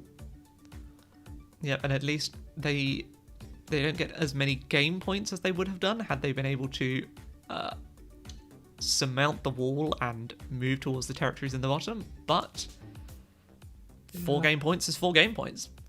I mean, you probably want more, but the game points are only really there to break the ties. Really, the focus is on winning the individual matches, as that will seed your position in the league much closer to your actual knockouts. Yeah. Yes, that's it. Your position in the knockout much closer to your actual performance, which is exactly what we want.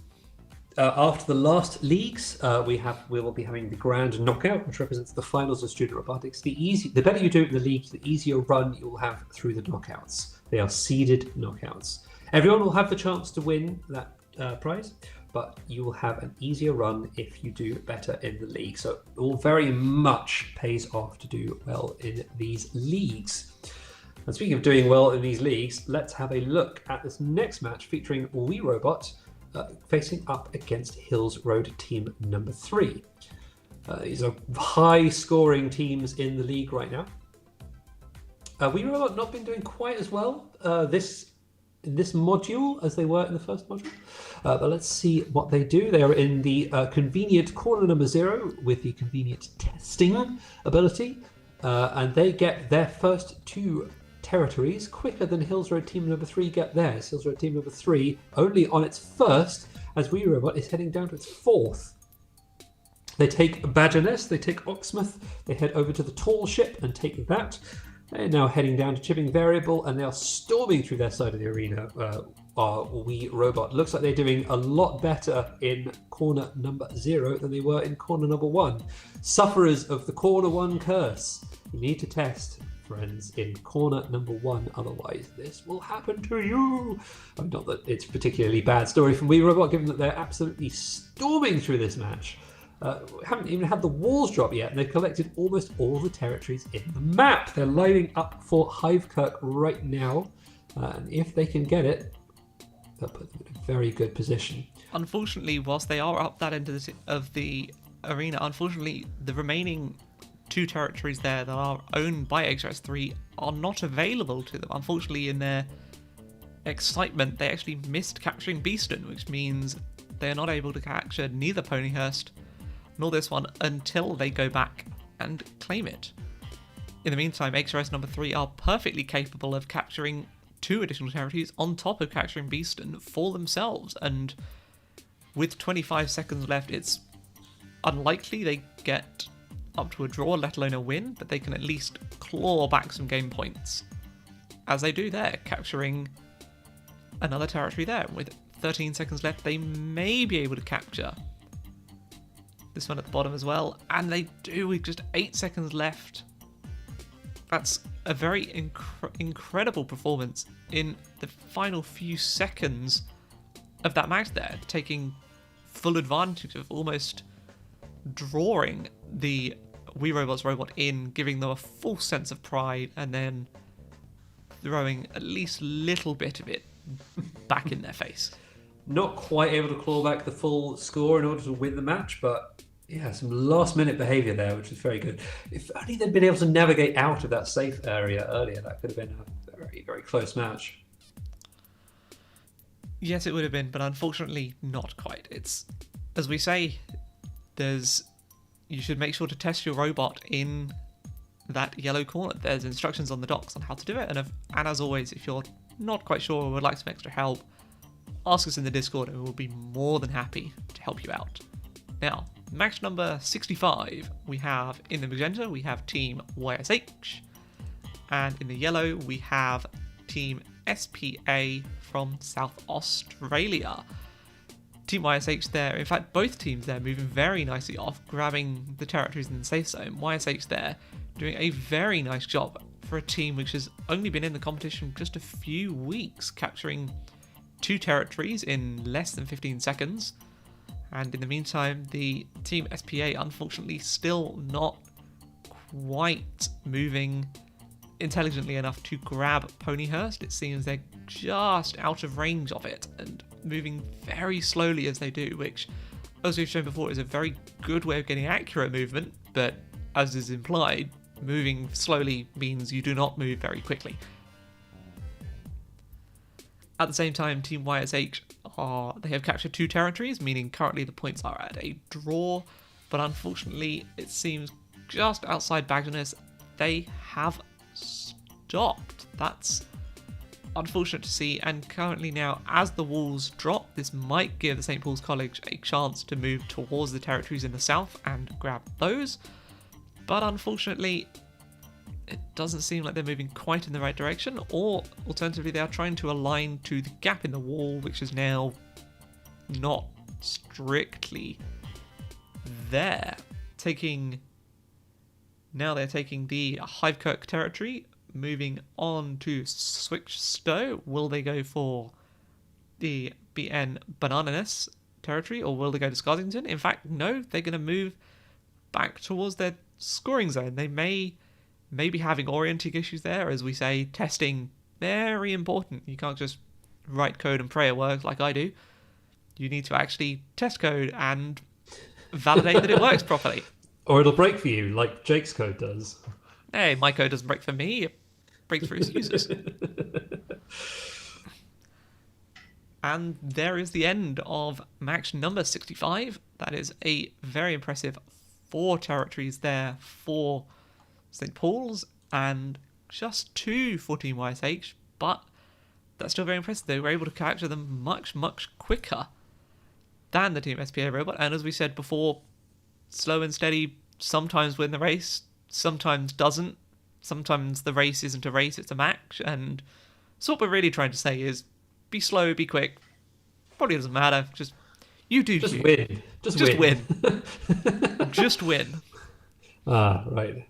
Who are we expecting to just win, regardless of their speed, in this next match between Bart Pev and between Hills Road Team Number 1, Mr. Jake? Oh, I don't know. We have seen a mixed bag out of any of the HRS robots, especially HRS number 1, who are currently sitting 4th in our league. Bart and Peveril are down in 12th, so this could be a very interesting mashup to see. We now have Team Bart and Peveril grabbing their 2nd territory. In the meantime, HRS making short work of those 2 territories in their safe zone, moving down south, grabbing another 2 territories, giving them a 2 territory lead over Bart and Peveril, who are still yet to orient themselves out of that starting zone. Hills Road 1 are quite scary, aren't they? They're very scary. I mean, most of Hills Road are quite scary. But yes, Hills Road, all of the Hills Road teams are very, very scary teams. And Hills Road number 1 here are doing incredibly well for less than 40 seconds. They're very well practiced at this. But yeah, they go through, they take, what is that, 8 territories? And the maths checks out. That is 8. Yeah, I just wanted to demonstrate to chat. I can actually count. I'm not completely capable. And now they're just going in to plow on and take some more. Possibly we might even see... I don't believe we've actually seen any full takes this. Not quite. There was league.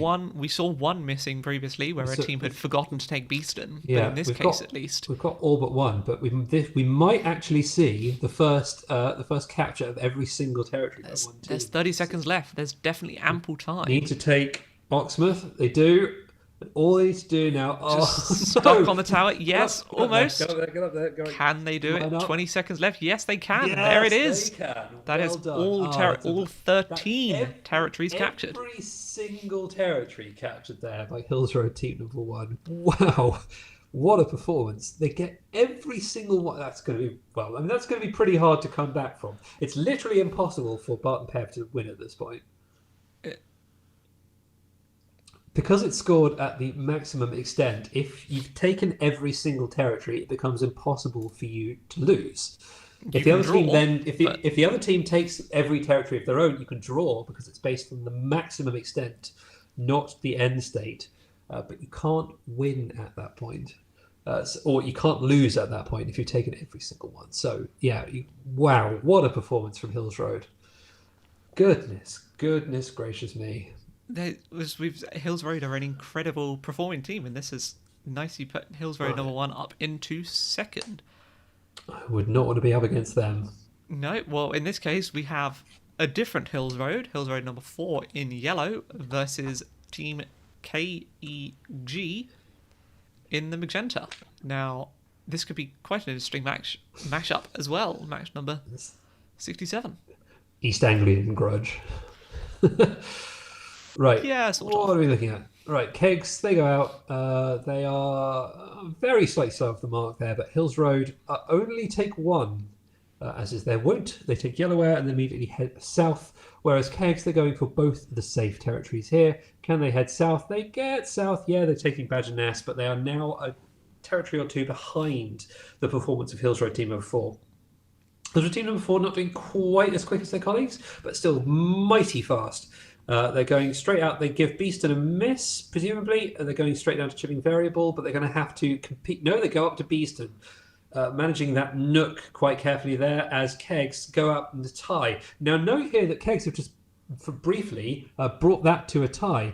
If Kegs can capture another one now, they'll bring it back to a tie. Yes, this is right now a tie. And unfortunately, the Kegs are now in a better position. Unfortunately for Hills Road, Kegs are now in a better position to take more there because Hills Road is now stuck out in enemy territory without links back to its home base. The walls drop there. It looks like Kegs is going to take... they take Beeston.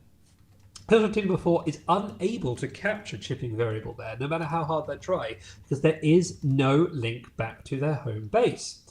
No matter how much they sit there, they are right now at the disadvantage compared to Kegs. Now, Kegs looks like they're stopped just shy of Scarsingford there. If they can maneuver around it, what on earth word was that? If they can maneuver around it, and they do, they can now head up and start taking territories off their opponents. Now, Yellowware is not connected, but Ponyhurst is, and Switchstow is, and if they can go and take them, they're going to be scoring very highly this match, and they do. They take Switchstow, isolating Hills Road Team of 4 even more than they already were. They could possibly take Banana Nest as well with a few seconds to go, and they do. A very, very highly scoring from Kegs there. Yeah, that's not quite the full extent that we saw from the Hills Road Team of 1 in the previous match, but that's only 3 off, and we're getting quite a lot of teams that are pushing very high towards that full extent territories claim, which as we've said is impossible to beat. There is nothing that can be done. Once you've got 13, that is the maximum. You can't make an additional territory and claim it. That's not how the game works. There are 13. There ain't going to be any more. And it's scored on the maximum extent of territory in Module 2. What was that? Oh, look, there's another match coming up. It is Harris Westminster. They're going to be facing up against the Malay College from Kuala Kangsar, and who will be in the yellow this match. And off they both go. The Malay College, they're going south. They're going for their trademark aggressive play. They take Hive Cut, head takes down to... No, they dodge Banana Nest, and they go and curve around to Switchstow. Now heading out to Scarsingford. In the meantime, there's much safer play from Harris Westminster. Will Harris Westminster be able to move much beyond this? We haven't seen much beyond taking those safe territories from Harris Westminster. Hopefully they'll do better this time around. But in the meantime, we have the Malay College going up. Will they be able to take Beeston? No, they're hanging around their initial territories with the 3, but all they need is those 3. 3 is greater than 2, as we've said multiple times. Currently, that is a strong lead for MCK there. And if they can get Beeston, and they do, that is an even stronger lead. It's going to be hard work for Harris Westminster to come back here. They have the opportunity now the walls are down. Will they, Mr. Jake, be able to get out there? I don't know. I mean, they're just staring at the toolship territory there, and just immediately as I say that, move straight towards it and claim it. That gives them at least 3 territories claimed there, which may possibly, there's still signs of life in there, and if they can turn ever so slowly and take the chipping variable territory there, they will at least draw with the Malay College there. Any of the 3 unclaimed territories next to them are fair game here. Any of them will bring this to a tie. All they need to do is get one. And there's 17 seconds left. There is ample time to do it. Come on. Will they be able to? Tie it. Sitting here is very tense. They're right there in the territory. All they need to do is capture it. Can this could go to a tie. 1 second left. Oh, not quite. Oh, not that quite. was. Oh, come on! So close. That was so very close. So close and yet so far. Oh, what a shame. What a shame. That is Harris unfortunately. Westminster was so close to clawing that back, but she just didn't quite manage in time. That is a real shame. That came so close. They frozen up in the top, and then just as I'd said, hey look, they're frozen, they stopped being frozen just to prove me wrong. It was just biding their time. Now this match I'm hoping is we're moving into match number 69, so I'm hoping it's a nice one. We have team Eltham College against Eltham Team College, yes. SOG number 2 in this. This could be an interesting match here. Eltham do generally They've been doing quite perform well, haven't they? Yeah. very, very well. They are currently 9th in our league. Both of them no slouches. Both teams are indeed no Very slouches. interested to see how this ends up. Team SOG 2 there taking the 2 territories immediately in front of them, while Eltham repeating their tactic of just going straight down, grabbing the 2 immediately there, clearly trying to move reasonably quickly towards the central, more contested territories, rather than going for the safer ones which sit in their safe area. Which, interesting tactic, that's now 3 territories apiece from both teams in the first 40 seconds of this match. That's, as we said, very well-performing teams here. This is almost like they're in lockstep. One gets a point, the other ties it. It's gonna imagine it's 4-5 now. So now we're back to a draw, and back to Team SOG2 winning. And as the walls drop, that at least opens up the possibility now potentially either for some steals from Eltham to take the SOG2 territories, or Eltham to go back and grab the unclaimed ones. Unfortunately, it seems the worst has happened for them, as Team SOG2 take the chipping variable tower, take Beeston from right under their noses. We know what we want and we're going to take it. That is not great to see in 20 seconds of this match. Moving towards the tool ship. Take the tool ship. Will they be able to get what other territories are they going to be able to take here? The territories they can take are Trumpeton or Oxmouth. Unfortunately, they're trying to take Pinkton there. Pinkton doesn't have a connection for them, so they're not going to be able to quite grab it. A bit of a logic error there on their part, but wow, yeah, very high scoring from St Olave's Grammar School, the team number 2 there. Unfortunately, showing Eltham how it's done. Yeah, I was going into this match very much expecting that Eltham were going to do incredibly well in this match. And I think Eltham was quite unlucky there. They did get a good extent there of a total of 5 territories. That was very small in comparison to the St Olave's robot there, who have a very nice lead there of 9. Well, they have 9 territories, not a lead of 9, but yes. Mm-hmm.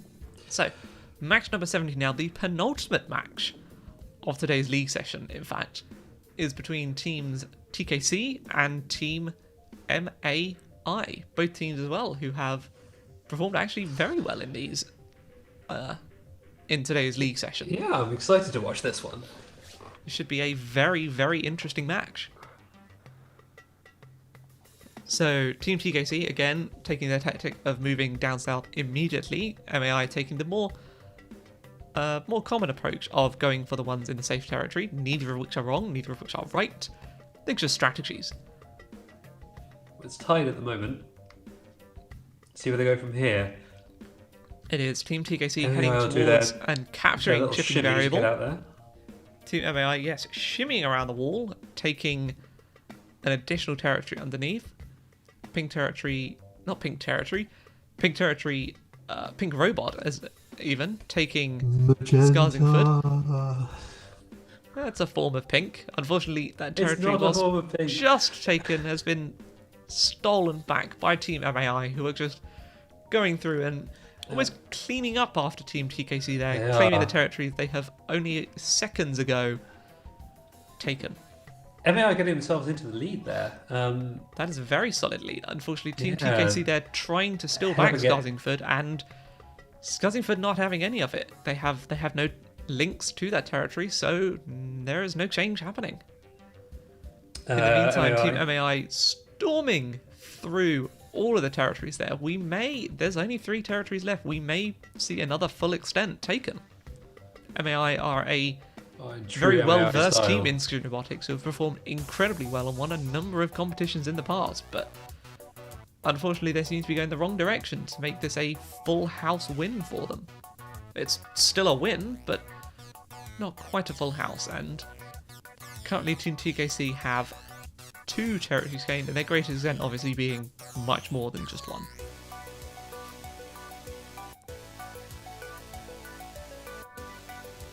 And with 5 seconds left, it seems the territories are probably going to end up in this final state. Although obviously greatest scoring extent is actually where the points come from, rather than simply the end state. And as you can see there are, you don't even need to count. There are many more yellow ones than there are pink ones. Yeah, I did very well. That was really, we had an early lead actually from TKC, from our Malaysian team from College Tunku Kersia, but they were beaten out by MAI later. Their early aggression got them straight into the territory on the right hand side of the arena, but MAI were able to go in, clean up, and capture back in style. And speaking of cleaning up, we are now going to clean up this second league session with the final match for today between HRS team number 2 from Hills Road and team SOG number 1 from St.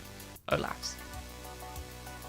These teams have both done very well in our league, both today and in the previous one, so this should be a very interesting match and a great way to finish out the session, or at least finish out the competing part of the session, because just after this match we will be announcing the changes we will be making for module number 3, and Hills Road 2 looking like they may not want many changes, because currently they're doing impressively well, taking chipping variable and all the territories sitting behind it in less than 30 seconds.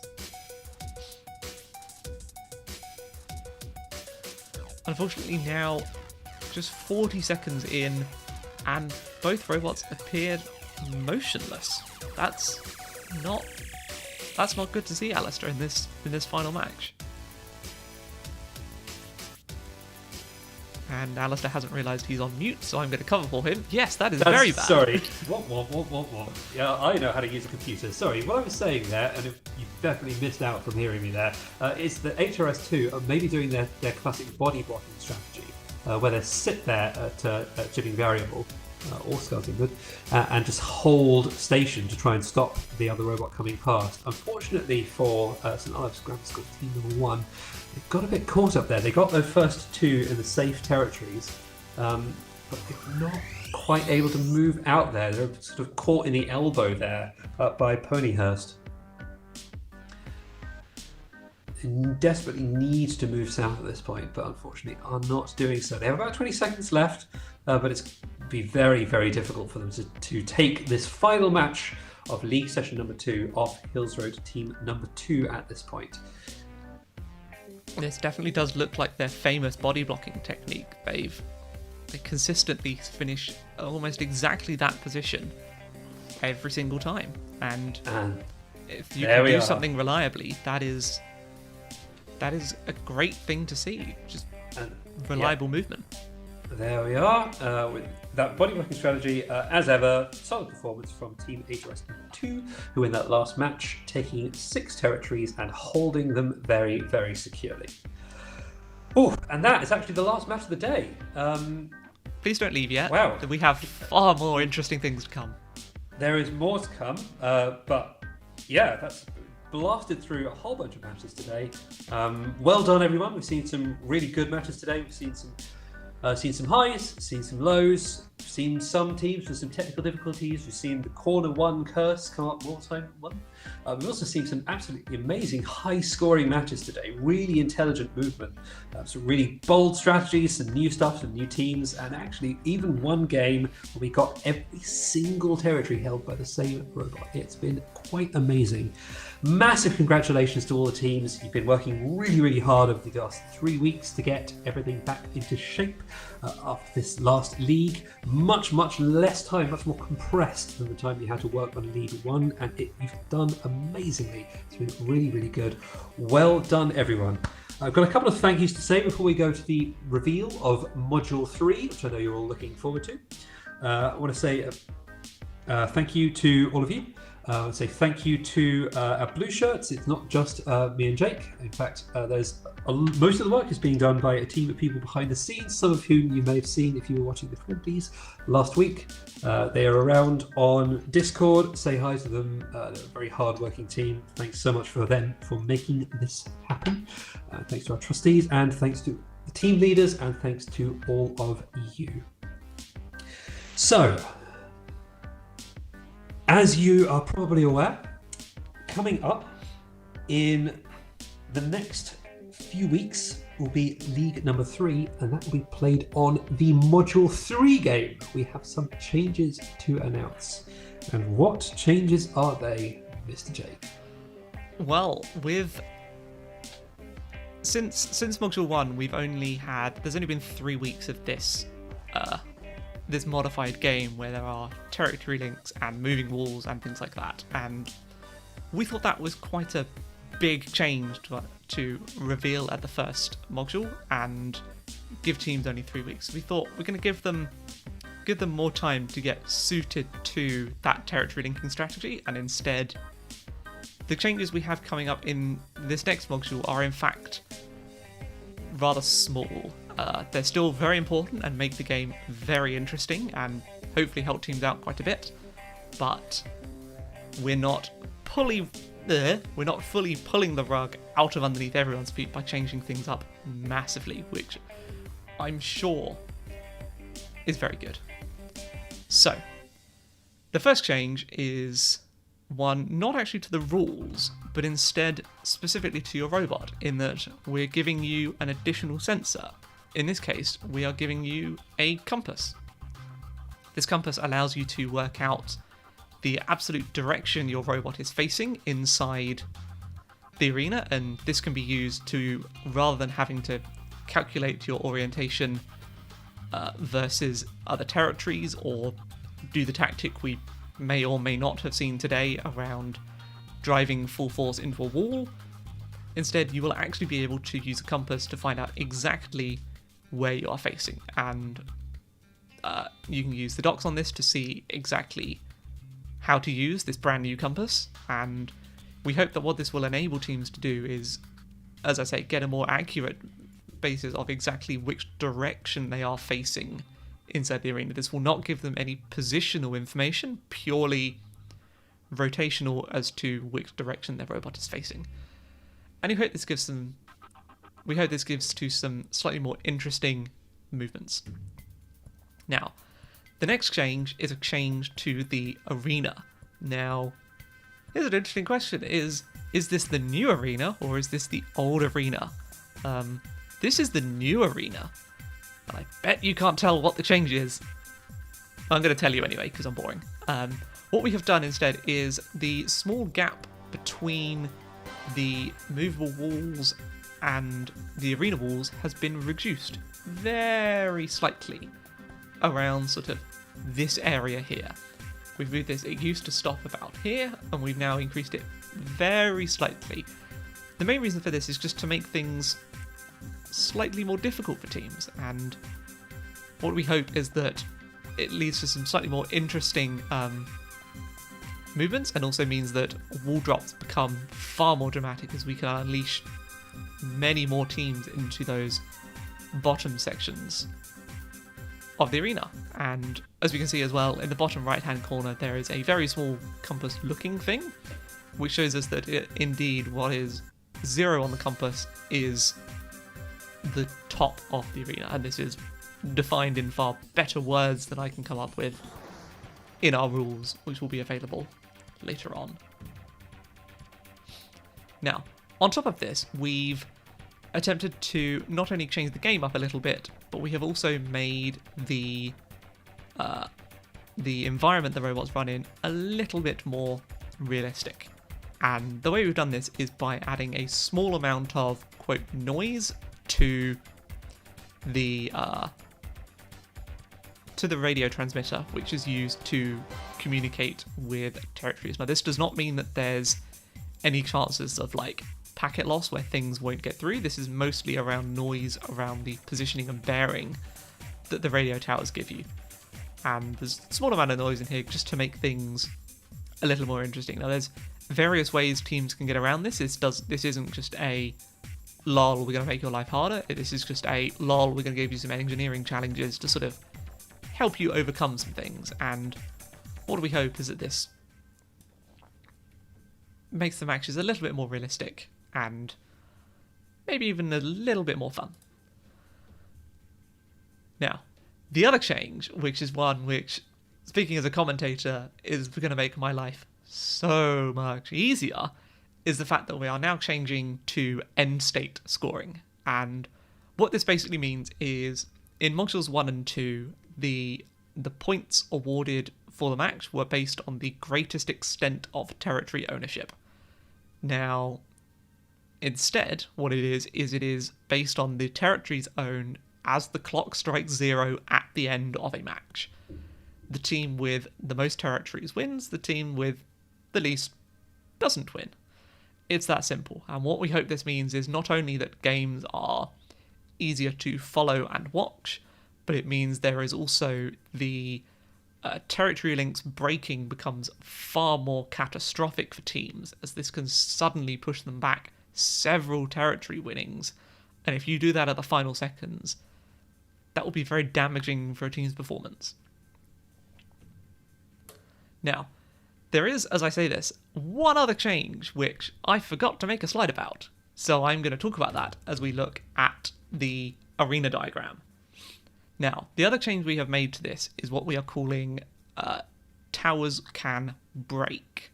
Now, what we mean by this is, if, for example, your robot claims the territory, and then another robot claims it back, and then you claim it again, and then the other person takes it back, eventually the tower will become locked.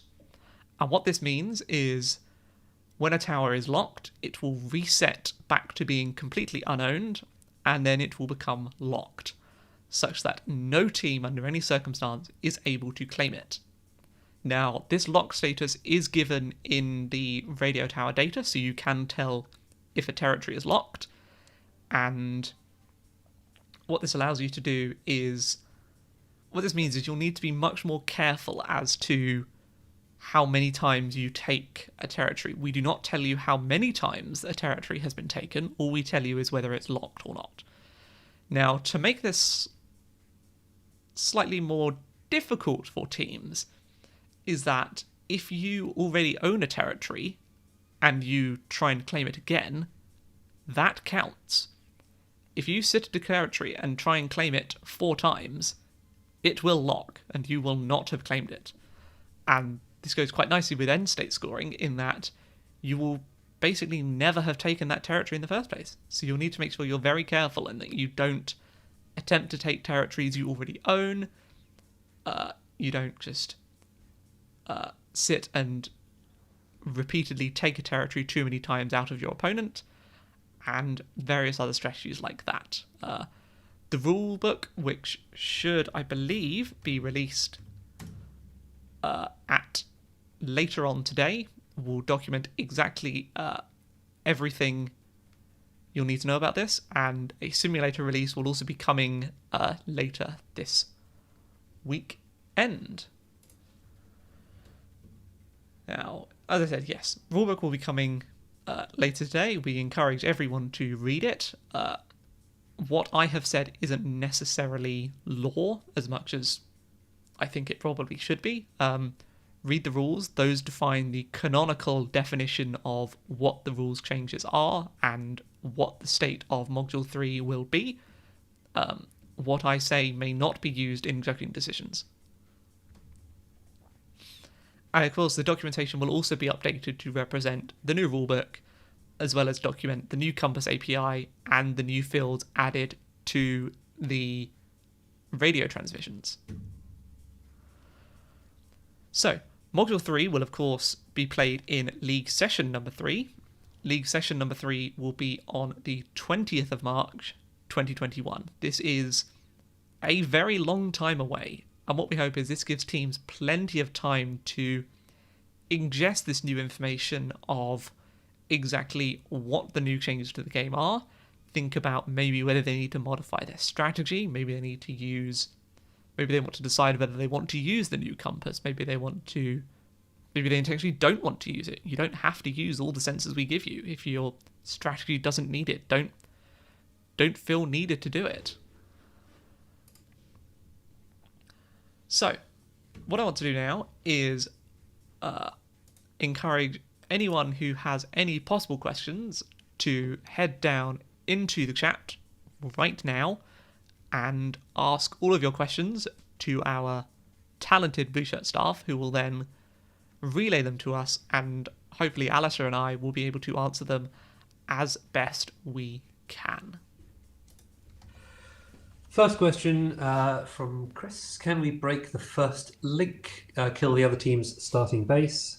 No. So the first link is sort of intrinsic. You'll notice there's no territory associated with it that you could capture. You can't capture it outright. You will be able to capture the links that are closest, of course, to their starting zone. You won't be able to catch. You won't be able to capture all of them. We've had another question come in here on, can we see the logs on the live stream? Maybe Module 4. We'll definitely look into it.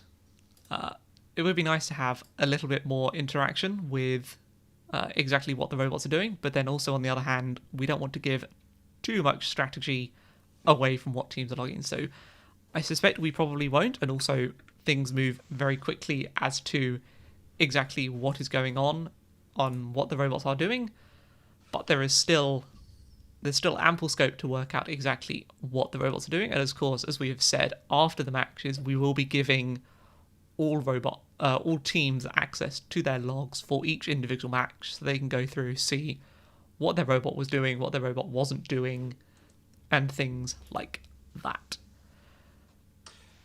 Does the count to activate the lock state increase even if the robot trying to claim doesn't have a link to that tower? No. Only successful captures count towards that quota, and as well, if a tower moves from being claimed to being unclaimed due to a link break, that also does not increment that count. It's only successful claims, whether the team owns it or not. In the case where they aren't allowed to capture it, no, that does not count. That will not increment things. That can lead to a lot of mischievous robots just going through and always having a hissy fit, sort of going around locking all the territories is theoretically possible, or intentionally not scoring any of theirs, locking out the 3 territories which are blocked by the other robots, and then just not giving them access to do anything, which is not something we want. We encourage good sporting conduct wherever possible. Question from earlier: is there a story behind the station names? Yes.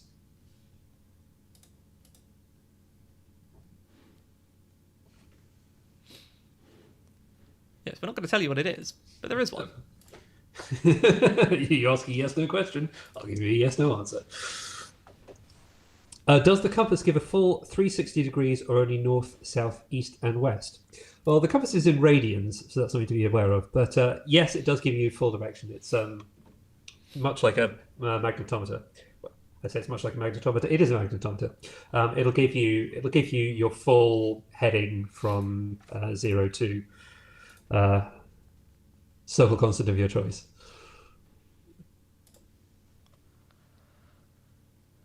Oh, pause for a little bit longer in case any other people have any questions. But I'm thinking, Alistair, I'm actually quite looking forward to how teams will be looking given these new rules changes. I think not only is there a lot of avenue for changes, but there's also a lot of avenue for teams, given that we now have 6 weeks between the next league session. There's ample time for them to really develop their robots and get through things quite nicely. Yeah, it should be good. When are the next friendlies? The next friendlies will be the week before, which puts it at the 13th of March? 20 minus 7 is 13. I can do maths too. Yes, so we will be running a friendly session on that weekend. We will send out, if you want to enter it, you'll need to submit your code to the regular code submitter by 8 p.m. UK time on the Friday beforehand. If you're interested in competing, you'll also need to sign up. Let us know in either Discord by letting us know in #friendlymatches. You do not need to get your team leader to do this. Anyone can do it. If you are, for some reason, not in Discord, shame on you, get in Discord. But as well, also, make sure, if you are interested, either come join Discord and tell us, or get your team leader to email, me. They have contact details to let us know if you want to enter. Go back to them. And we hope that with those friendly matches, it gives you a chance to really see in a proper controlled environment how exactly your Ouroboros, but also sort of come hang out with us in a much more social style environment where things are a lot less highly strung and tightly timed as things are today. We're going to run much easier. Teams could ask questions at any time, and we hope they're useful to some people. And I can't exactly remember who it was who suggested, can we do some friendly matches? But they are a genius.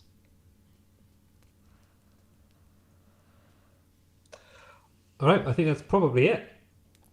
I think it is, unfortunately. Thank you, everyone, for submitting your questions. As always, if you have any further questions, don't feel you can't ask them. There is always people in our Discord who will be more than happy to answer any questions you may have. I think that pretty much wraps up everything I wanted to say today. Good luck, everyone, with Module 3. Thank you very much for competing in League number 2. Good luck to you all. Give us a shout on Discord if you need anything. And thanks for watching. It's goodbye from me. And presumably goodbye from Jake. It's goodbye from me as well. Best of luck, everyone. See ya.